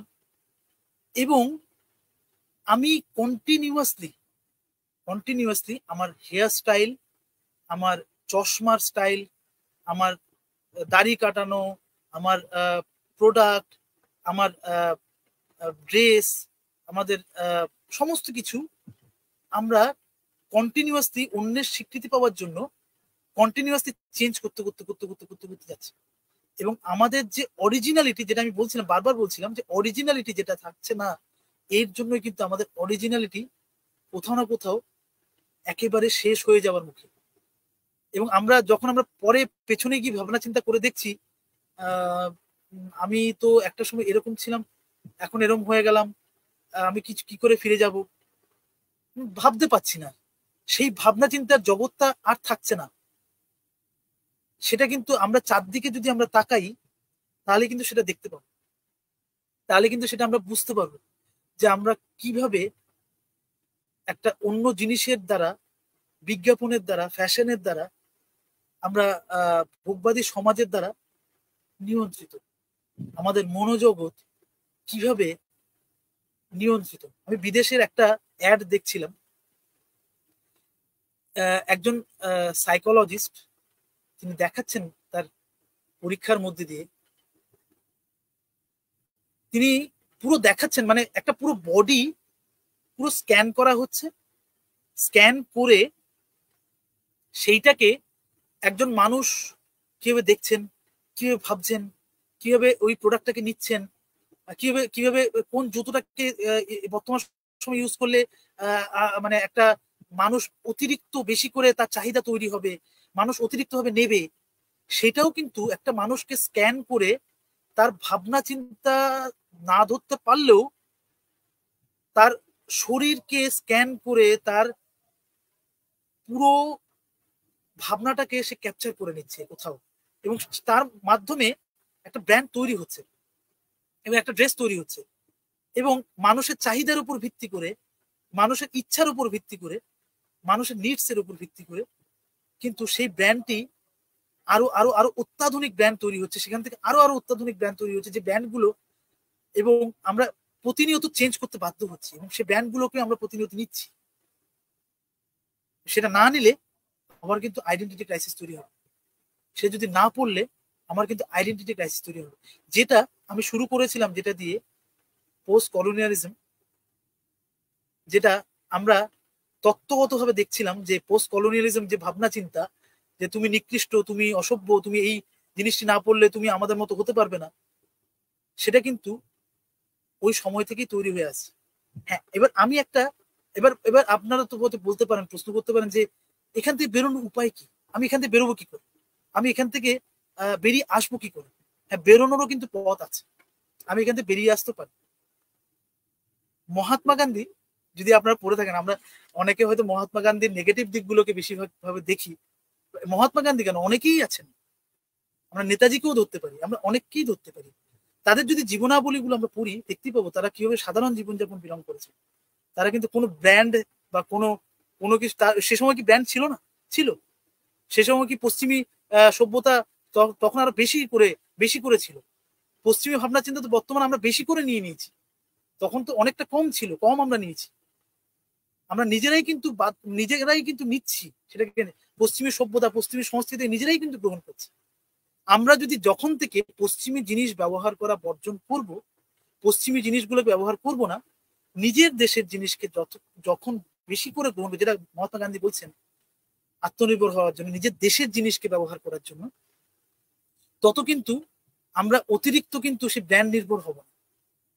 ধরুন আমি একটা কোনো জিনিস, আমাদের তো অনেক জিনিসই রয়েছে, আমি যদি নিজে একটা কোনো জিনিস তৈরি করে যদি নিজে ব্যবহার করি, তাহলে তো সেটা তো আমার সেই ব্র্যান্ডের উপর নির্ভরশীল হতে হয় না। আমি যদি কোনো জিনিস তৈরি করে যদি, সেটা সব ক্ষেত্রেই বলছি না, সব ক্ষেত্রেই বলছি না, আমি বলছি সেই বিজ্ঞাপনের দ্বারা টোটালি নিয়ন্ত্রিত না হয়ে আমার সবকিছু অন্য কেউ কেন সবকিছু নিয়ন্ত্রণ করবে, আমি নিজে কেন নিয়ন্ত্রিত একটু ইন্টারেক্ট করছি। হ্যাঁ হ্যাঁ, বলছিলাম যে 1 ঘন্টা হয়ে গেছে, আচ্ছা। আর একটুকু বলে সাম আপ করবে। হ্যাঁ হ্যাঁ, বেশ বেশ, আমি ওই শেষের দিকেই যাচ্ছি, শেষের দিকেই আছি। সেখান থেকে বেরোনোর উপায়, আমি যদি মানে আমি যদি আমার নিজস্বতাটাকে ধরে রাখতে চাই, আমাদের নিজস্ব দেশের কালচার, নিজস্ব যে দেশীয় সংস্কৃতিটাকে যদি গ্রহণ করি বেশি করে, এবং যারা যারা স্বাভাবিক জীবনযাপন করে গেছেন তাদের পথ অনুগামী যদি হই, তাহলে কিন্তু অতিরিক্ত ব্র্যান্ড নির্ভর হওয়া, অতিরিক্ত ওই ফ্যাশনকে ইউজ করা বা অতিরিক্ত ভোগ করা, সেটা কিন্তু বর্জন করতে পারবো, নিজেকে কন্ট্রোল করতে পারবো। এটা বলে আমি আমার বক্তব্য বিরাম দিচ্ছি। যদি আপনাদের, আমি রাষ্ট্রপতি চট্টোপাধ্যায় কাউকে মানে অনুরোধ করবো, যদি কোনো প্রশ্ন কারোর থাকে সেখানে যদি বলেন তাহলে সেটার আমি উত্তর দিতে পারি। যদি কোনো দর্শক বন্ধু যদি কোনো প্রশ্ন করে থাকেন বা আপনাদের যদি কোনো বক্তব্য থাকে, যদি কোনো প্রশ্ন থাকে বলতে পারেন, আমি সেটার উত্তর দিতেও প্রস্তুত। অসংখ্য ধন্যবাদ বিশালদাকে। হ্যাঁ, প্রশ্ন এসেছে। আমি সব প্রশ্নগুলো কি একসাথে করে দেবো না একটা একটা করবো? করে দেওয়া যেতে পারে, স্বপ্ন দেখা যাবে এখানে সবগুলো। হ্যাঁ, দেখা যাবে। আচ্ছা, এটা আগে উত্তর দাও, তারপরে বাকিগুলো বলছি। উত্তর উপনিবেশবাদ এবং উত্তর আধুনিকবাদের মধ্যে যোগসূত্র এবং বিচ্ছেদগুলি কি কি? আচ্ছা, যোগসূত্র, উত্তর আধুনিকবাদ, যেটাও আধুনিকবাদের থেকেই উৎপত্তি, আধুনিককে সমালোচনা করে। উত্তর উপনিবেশবাদ উপনিবেশবাদকে সমালোচনা করেই কিন্তু উত্তর উপনিবেশবাদের তৈরি হয়েছে।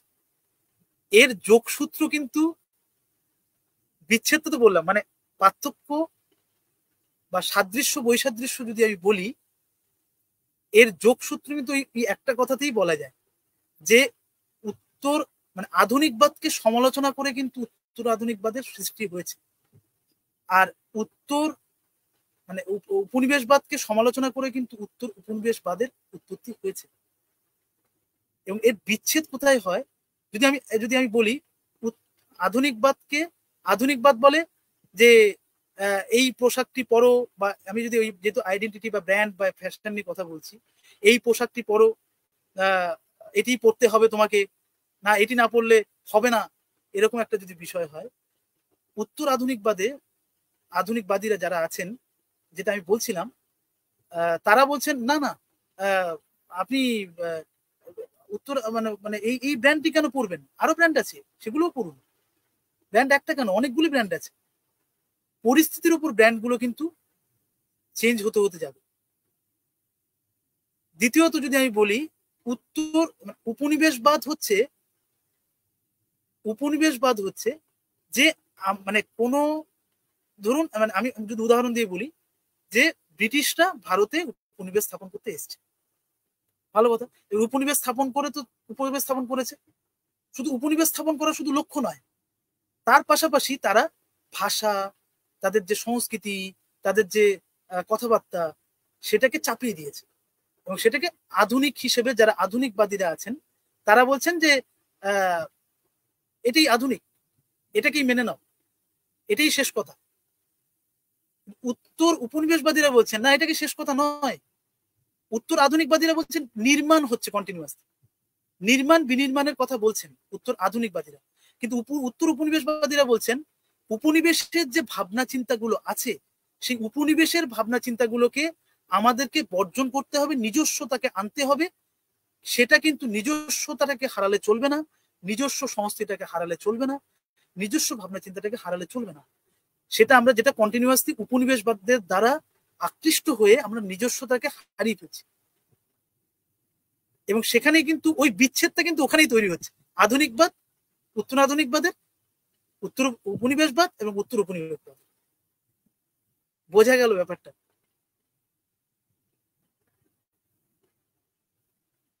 আচ্ছা, আচ্ছা, তারপরের প্রশ্ন এমডি হ্যাঁ হ্যাঁ, বুলবুল শেখ করেছে।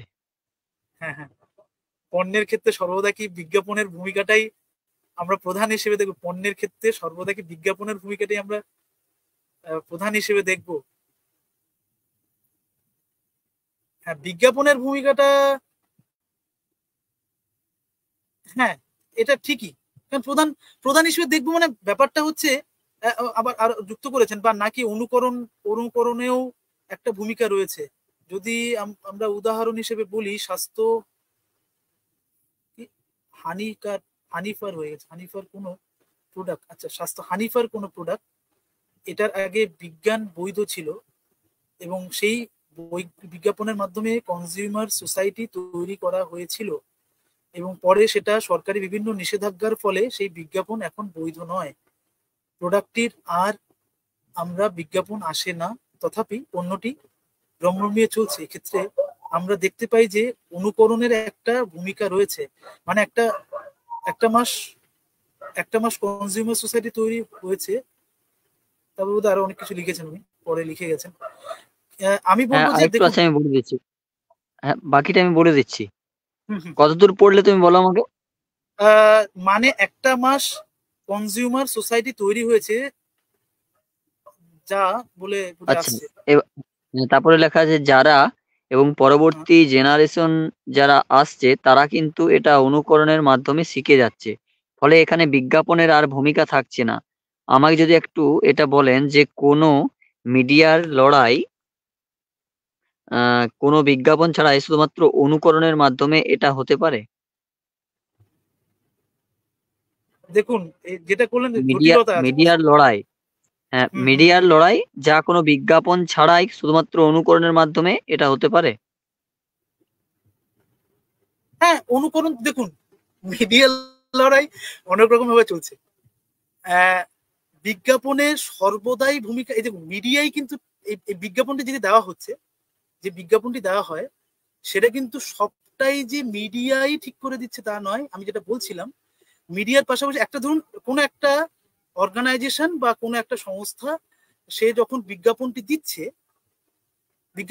একটা এজেন্সিকে তো দিয়ে দিয়েছে, দেওয়ার পরে সে সেটাকে তৈরি করছে তার মতো করে, মডেল ফডেল দিয়ে সবকিছু দিয়ে তৈরি করছে।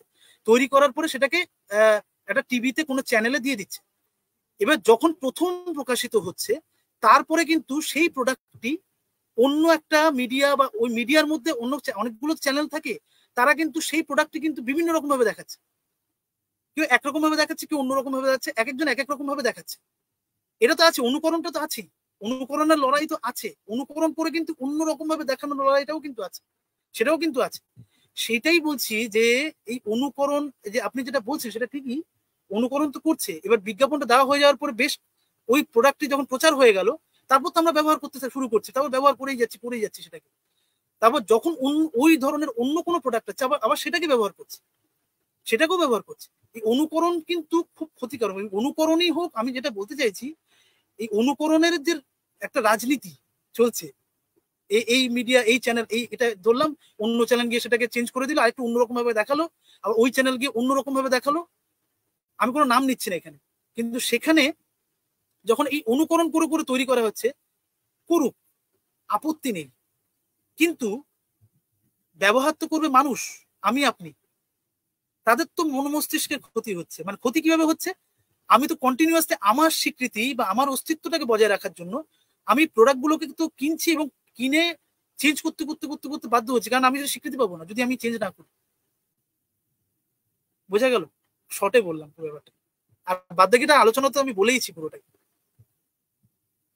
সত্যজিৎ আচ্ছা, দাশগুপ্ত। অধ্যাপক সত্যজিৎ দাশগুপ্ত প্রশ্ন করেছেন, how important is it to have knowledge of the legal provisions and entitlements relating to the rights of consumers?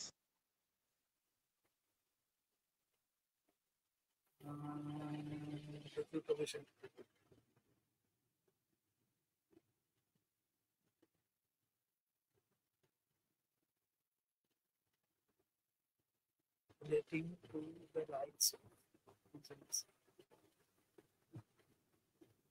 না, মানে মানে ব্যবহারের আইন বা নিয়ম নীতি, সেটা কিভাবে কি হওয়া উচিত বা কিভাবে কি, সেটা তো মানে সেভাবে নির্ধারণ করাটা দেখুন নির্ধারিত করে দেয় তো বিজ্ঞাপন বা মিডিয়া, সেখানে সেটা আমি বলতে পারবো না, কারণ এটা অনেকটা জটিল এবং অনেকটা মানে অনেক বড় বিষয়। মানে এটা অনেক বড় বিষয়, কারণ এই লিগ্যাল প্রভিশন যেটা আছে, লিগ্যাল প্রভিশনে যদি যাই তার অনেক কিছু রয়েছে, লিগ্যাল অনেক কিছু প্রভিশনস রয়েছে। যখন একটা বিজ্ঞাপনকে যখন আমরা সামনে দেখি,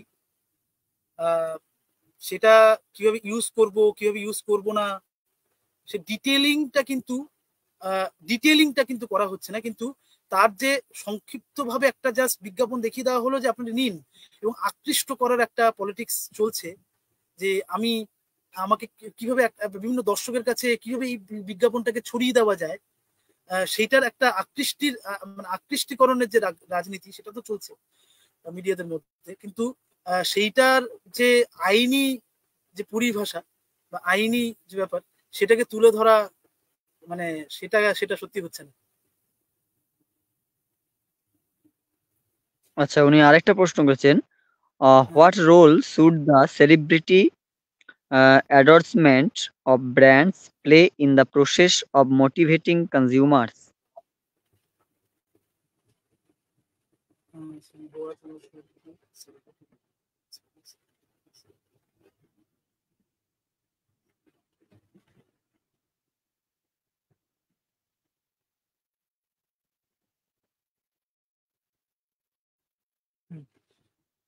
কোনো একজন সেলিব্রিটি যখন কোনো ব্র্যান্ড মানে কোনো একটা ব্র্যান্ডকে প্রমোট করছে, বা তার কাছে যখন একটা বিজ্ঞাপন আসে, যেমন ধরুন আমি যদি নিজে বলি,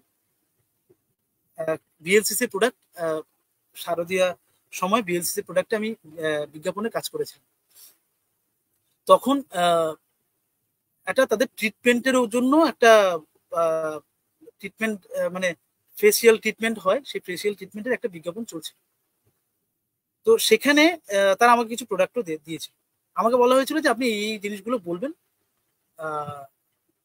এই জিনিসগুলো এইভাবে বলবেন, এবং এই মানে একটা স্ক্রিপ্ট আকারে আমাদেরকে স্ক্রিপ্ট আকারে দেওয়া হয় যে এই জিনিসগুলো আপনাকে রাখতে হবে মূল বক্তব্যের মধ্যে, এবং এই জিনিসগুলো আপনাকে বলতে হবে। এবং একটা মডেল, একটা ব্র্যান্ড যখন ব্র্যান্ডকে যখন তুলে ধরে, তখন কিন্তু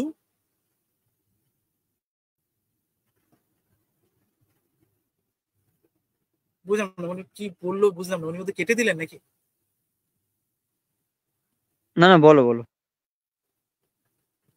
হ্যাঁ, তো যখন মানে একটা যখন ব্র্যান্ডকে যখন একজন অভিনেতা যখন প্রমোট করছে, তখন কিন্তু তার কাছে একটা এগ্রিমেন্ট থাকে। এবং আমরা যখন অভিনয় জগতে যখন কাজ করি, সব ক্ষেত্রেই একটা কিন্তু এগ্রিমেন্ট থাকে, সেই চুক্তির ভিত্তিতে আমাদেরকে কাজ করতে হয়। এবং চুক্তিতে সবকিছু ডিটেলিং ভাবে কত প্রাইস, কত কি জিনিসপত্র সবকিছু লেখা থাকে। সেখানে কিন্তু একজন অভিনেতা কিন্তু তার সমস্ত কিছু কিন্তু তিনি কিন্তু চুক্তির ভিত্তিক হয়ে যাওয়ার ফলে তিনি কিন্তু কোনো কিছুই ওই ব্র্যান্ড রিলেটেড কিন্তু বলতে পারেন না বাইরে। এবং ওনাকে যতটুকু বলতে বলা হয় তিনি কিন্তু ততটুকুই কিন্তু ওই ওই বিজ্ঞাপনের স্বার্থে বলেন, তার বাইরে কিন্তু নন। এবং সেখানেও কিন্তু একজন মডেল, একজন অভিনেতাও হোক বা যিনি হোক না কেন, তিনি কিন্তু নিয়ন্ত্রিত সেই সংস্থার দ্বারা, তিনি সেলিব্রিটি হোক আর যিনিই হোক না কেন। এবং তিনি কিন্তু মোটিভেট করার জন্য বাধ্য, কারণ আমরা যতগুলো প্রোডাক্ট দেখি, সব প্রোডাক্টই কিন্তু মানে সেখানে দেখবেন আমরা তো মোটিভেটই হই, কারণ যখন আমরা কোনো একটা ব্র্যান্ড কিনছি, সেই ব্র্যান্ডকে মোটিভেট করার দায়িত্ব হয়ে যায় কিন্তু অভিনেতা এবং সেই মডেলের। যদি তিনি না করেন, তার কিন্তু সেই অর্থ তিনি পাবেন না। যদি মানে পাবেন না মানে মানে তিনি করতে বাধ্য, তিনি করেনও, সেখানে তার চুক্তি থাকে তার মধ্যে। আচ্ছা, দুটো প্রশ্ন নিচ্ছি। হ্যাঁ, অসুবিধা নেই তো? না না, অজস্র প্রশ্ন, না, আমি উত্তর দিতে রাজি। আচ্ছা, কোনো অসুবিধা নেই। এন ভুঁইয়া প্রশ্ন করেছেন, there's identity crisis because of the fact that N Bhunia, N Bhunia, হ্যাঁ, এন ভুনিয়া। yes ওই ভুঁইয়া কি panpocation of Bentham prevails in the society and in every aspect of lives around us. That's an invisible influence or discourse compelled us to believe it that it has been there, what we may see or not. তার সাথেই আছে in real sense of the term, post-colonial idea or concept is related to institutional and administrative matters, but postmodernity is related to the both institutional or administrative and matters beyond only institution or regime.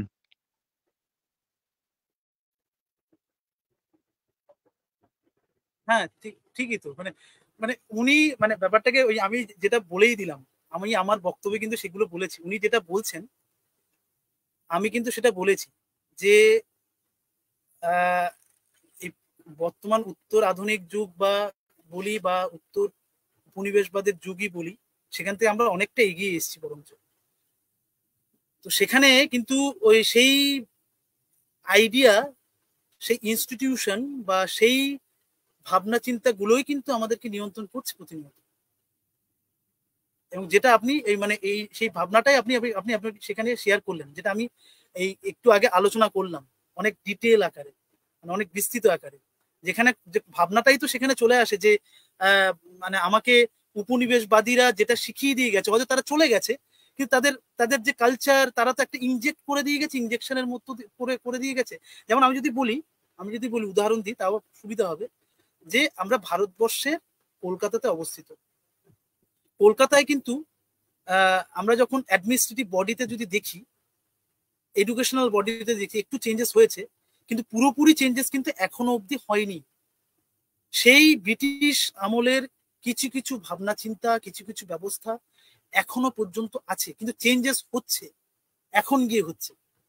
সেটা কিন্তু continuously কিন্তু চলে এসছে সেই পন্থা, সেই ভাবনা চিন্তা, সেই এবং এখন কিন্তু আমরা আমরা অ্যাডমিনিস্ট্রেটিভ দিক থেকে কেন, আমরা বাইরের পশ্চিমীর সমস্ত পোশাক পরিচ্ছদ, পশ্চিমীর ব্র্যান্ড, পশ্চিমীর জিনিসপত্র আমরা কি ইউজ করছি না? আমরা কি বর্জন করতে পেরেছি? আপনি বলুন তো। আমার আমার এই প্রশ্নটা আপনার এবং প্রত্যেকের কাছে, আমরা কি সত্যি বর্জন করতে পেরেছি? আমাদের সেই পশ্চিমী ভাবনা চিন্তাটাকে বর্জন করে, যতই গভর্নমেন্ট বলুক, যতই সবাই বলুক না কেন, বর্জন করে আমরা নিজস্ব জিনিসপত্রকে ইউজ করতে আমরা কি ফিরিয়ে আনতে পেরেছি সেই কলকাতার সেই জীবন, সেই কলকাতার যে বাবুয়ানা, সেই কলকাতার সেই একটা ধুতি পাঞ্জাবি কালচার, সেই কলকাতার যে জীবন, সেই কলকাতার একে অপরের প্রতি একটা সহানুমর্মিতা, সেই একে অপরের জন্য কিছু করা পেরেছি? আমরা প্রতিনিয়ত কিন্তু সেই মোবাইল আকৃষ্ট হয়ে গেছি, সেই ব্র্যান্ডের আকৃষ্ট হয়েছি, আমরা প্রতিনিয়ত কিন্তু কোনো জিনিসের প্রতি আকৃষ্ট হচ্ছি, আমরা প্রতিনিয়ত কিন্তু মানে কোনো পার্টিকুলার মিডিয়া যা দেখাচ্ছে তার প্রতি আকৃষ্ট হচ্ছি, আমরা নিজস্ব কিন্তু ভাবতে পারছি না। আমি জাস্ট আরেকটা উদাহরণ দিচ্ছি, দুটো কথা বলবো। সেটা হচ্ছে আমরা যখন ট্রেনে যাই, আমরা যখন বাসে যাই, তখন তো প্রচুর মানুষ দেখি, কাউকে কি আমরা হেল্প করি? সত্যি কি হেল্প করি? 10% তাকে যারা হেল্প করে মানুষের প্রতি। আমরা প্রত্যেকে মোবাইলে ব্যস্ত, আমরা প্রত্যেকে নিজের লাইফ নিয়ে ব্যস্ত, প্রত্যেকে নিজের স্বার্থ নিয়ে ব্যস্ত। এটা কোথা থেকে আসছে? কলোনিয়ালিজম থেকে আসছে। এটা কোথা থেকে আসছে? মডার্নিজম থেকে আসছে। এটা আমাদের শিখিয়ে দিয়ে গেছে, আমাদেরকে ইনজেক্ট করে দিয়ে গেছে। হ্যাঁ, আমরা যদি মানসিকভাবে যদি প্রিপেয়ার হই যে আমরা এখান থেকে বেরোবো, এবং সে ওয়ে আউট যদি আমরা খুঁজে পাই, তাহলে কিন্তু আমরা সেখানে বেরোতে পারি, যদি আমাদের ইচ্ছা থাকে, যদি আমরা সেই মানসিকভাবে পরিবর্তন। আজকে ভাবুন না, আমাদের নারী পুরুষ দুজন আলাদা, সেটাকে দেখিয়ে দেওয়া হচ্ছে, যেটা বাইনারি অপোজিশন হোমিকে ভাবা বলছেন। নারী পুরুষকে দেখিয়ে দেওয়া হচ্ছে এবং হাইব্রিড কালচারকে দেখিয়ে দেওয়া হচ্ছে। সেটা আমরা দেখতে পাচ্ছি, কিন্তু আমরা বলতে পারছি না। আমরা আমাদের মনুষ্যত্ব বোধকে কিন্তু হারাতে চলেছি, আর বেশি দিন নেই। হারিয়ে ফেলে আমরা কিন্তু একজন রোবোটিক হয়ে উঠবো, আমরা হয়ে উঠবো, আর বেশি দিন নেই। আমি দেখতেই পাচ্ছি, আমি তো চারদিকে ঘুরি। ওটিটি ফিরে যাওয়ার, আচ্ছা, প্রফেসর সত্যজিৎ দাশগুপ্ত মহাশয় বলেছেন, এরকম ওটিটি ফিরে যাবার কি কোনো প্রয়োজন আছে অতীতে? আচ্ছা, এরকম অতীতে ফিরে যাওয়ার কি কোনো প্রয়োজন আছে সত্যি, কিংবা এটা কি আর সম্ভব? অতীতে ফিরে যাওয়া ব্যাপারটা বলতে চাইছি স্যার, আমি বলতে চাইছি যে অতীতে ফিরে যাওয়া মানে আমি বলতে চাইছি যে আমাদের অতীত বর্তমানকে দেখে শুধু বর্তমানে পড়ে থাকলে যেরকম হবে না, অতীতকেও দেখতে হবে, ভবিষ্যৎকেও দেখতে হবে। বর্তমান কিন্তু নির্ভর করে ভবিষ্যৎ কি হবে, বর্তমানে কি আছি সেটাও কিন্তু নির্ভর, সেটা যেরকম যুক্তিযুক্ত। কিন্তু আমরা কি, আপনি বলুন তো, আমরা কি সত্যি অতীতকে ভুলে যেতে পারবো? অতীতের সমস্ত কিছু আমরা তো ধুতি মানে হয়তো খুলে ফেলেছি, কিন্তু সেই ধুতি কালচার বাবুয়ানা হয়তো নেই, আমরা মডার্নাইজড হয়েছি। কিন্তু সত্যি কি আমরা মডার্নাইজড হয়েছি? ভূমিকে ভাবা বলছেন আমরা তো একটা মিমিক্রি সমাজে বসবাস করছি। ভূমিকে ভাবা তিনি তো দেখিয়েছেন এটা মিমিক সমাজ, যেটা মানে বিদেশিরা তখন যখন আমরা ছিলাম, তখন বিদেশিরা মানে এডুকেশন সিস্টেমে মানে মানুষজনকে আনতে বাধ্য করতো, কারণ যদি তারা শিক্ষিত না হয়, সভ্য না হয়, তাহলে কিন্তু তারা আমাদের ব্যবস্থাপনায় যুক্ত হতে পারবে না, তাদেরকে আনতে পারবো না, এবং তারা কিন্তু শিক্ষা ব্যবস্থাটাকেও কিন্তু চালু করবে। তো সেখানে যদি আমি আমার অতীতকে ভুলে যাই, বা আমি অতীতে ফিরে যাওয়ার কথা বলছি না, আমি বলছি না যে একদম অতীতের সমস্ত কিছু মানে খারাপ কুসংস্কার গুলোকে নিয়ে আসতে হবে, সেটা বলছি না, আমি সেটা বলছি না। আমি বলতে চাইছি আমাদের যে নিজস্বতা, সেইটা তো আমরা হারিয়ে ফেলছি, যেটা আমাদের ছিল। আমরা পশ্চিমকে কপি করতে করতে এমন একটা সমাজে বসবাস করছি, যেটা একটা হাইব্রিড সংস্কৃতি, যেটা একটা হাইব্রিড কালচারের যুগ, যেটা একটা পশ্চিমী ভাবনা চিন্তায় মোড়া একটা সমাজ, যেটা আমাদের বাঙালিয়ানা, আমাদের কোথাও একটা সেই সমাজ নেই যেখানে আমরা মানুষের প্রতি একটা সহানুভূতি বোধ জাগ্রত হবে, যেখানে আমরা একটা দ্বৈত কালচার নিয়ে চলবো না, যেখানে আমরা দ্বৈত ধুতি, যেটা আমি বলছিলাম যে একটা প্যান্টের মতো করে ধুতি, সেটা আমরা করবো না। আমরা তো আগে ধুতি পরতে পারতাম, আমরা সবাই পরতাম ধুতি, আমার বাপ ঠাকুরদাদেরকে আমি দেখেছি তারা ধুতি পরতেন। কিন্তু সেই সমাজটাকে আমরা আধুনিক করতে করতে, আধুনিকের জয়গান করতে করতে, কোথাও মানে উত্তর আধুনিকের জয়গান করতে করতে আমরা অতীতকে আমরা কোথাও আমাদের অতীতের নিজস্বতাকে কোথাও কোথাও হারিয়ে ফেলেছি।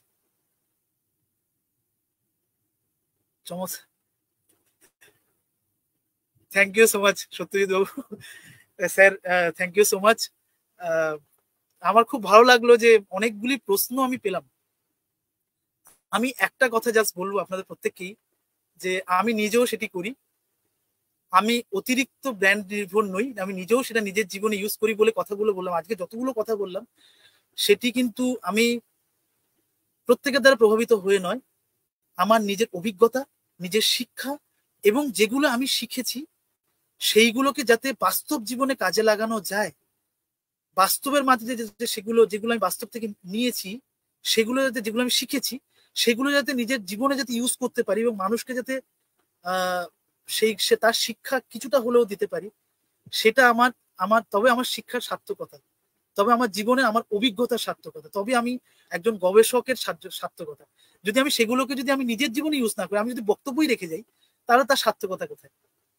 আমার গবেষণা, আমার শিক্ষা, তবেই তার সার্থক হবে। আমি প্রত্যেককে বলবো, রিকোয়েস্ট করবো যে অতিরিক্ত ব্র্যান্ড নির্ভর হবেন না, নিজস্বতাকে বজায় রাখুন, নিজস্ব কালচারকে বজায় রাখুন, ভারতের সংস্কৃতিটাকে তুলে ধরার চেষ্টা করুন, এবং গান্ধীর যে হিন্দ স্বরাজের যে ভাবনা চিন্তা, আমি বলবো না যে গান্ধীজি অতীতের কথা বলেছেন অতিরিক্ত, গান্ধীজির যে লাঠো সদির কথা বলেছেন, তার যে ভাবনা চিন্তা, সেটাকে আমাদের মনে হয় বেশি করে বরণ করাটা উচিত। মডার্নিজম অসংখ্য ধন্যবাদ। হ্যাঁ, থ্যাংক ইউ সো মাচ, অসংখ্য ধন্যবাদ। আমি আমাকে রাষ্ট্রবিজ্ঞান চর্চা কেন্দ্রকে জানাই, কারণ আমাকে এত বড় একটা সুযোগ দেওয়ার জন্য, এখানে বক্তব্য রাখার জন্য, এবং প্রতিটা দর্শককে অসংখ্য ধন্যবাদ এতক্ষণ আমার সাথে জুড়ে থাকার জন্য এবং আমার এই বক্তব্য শোনার জন্য। অসংখ্য ধন্যবাদ প্রত্যেককেই, অসংখ্য ধন্যবাদ প্রকাশকে, অসংখ্য ধন্যবাদ সমীরণ বাবুকে, প্রত্যেককে, রাষ্ট্রবিজ্ঞান চর্চা কেন্দ্র প্রত্যেককে। Thank you. আজ খুব সুন্দর আলোচনা হয়েছে, সকল দর্শকদেরকেও অসংখ্য ধন্যবাদ যারা এতক্ষণ ধরে আমাদের রাষ্ট্রবিজ্ঞান চর্চা কেন্দ্রের আলোচনাটি শুনলেন, এবং খুব সুন্দর আলোচনা করেছে বিশাল। তো বিশালকে অসংখ্য ধন্যবাদ জানিয়ে আজকের আলোচনা আমরা এখানেই শেষ করছি। সকলকে শুভরাত্রি। শুভরাত্রি।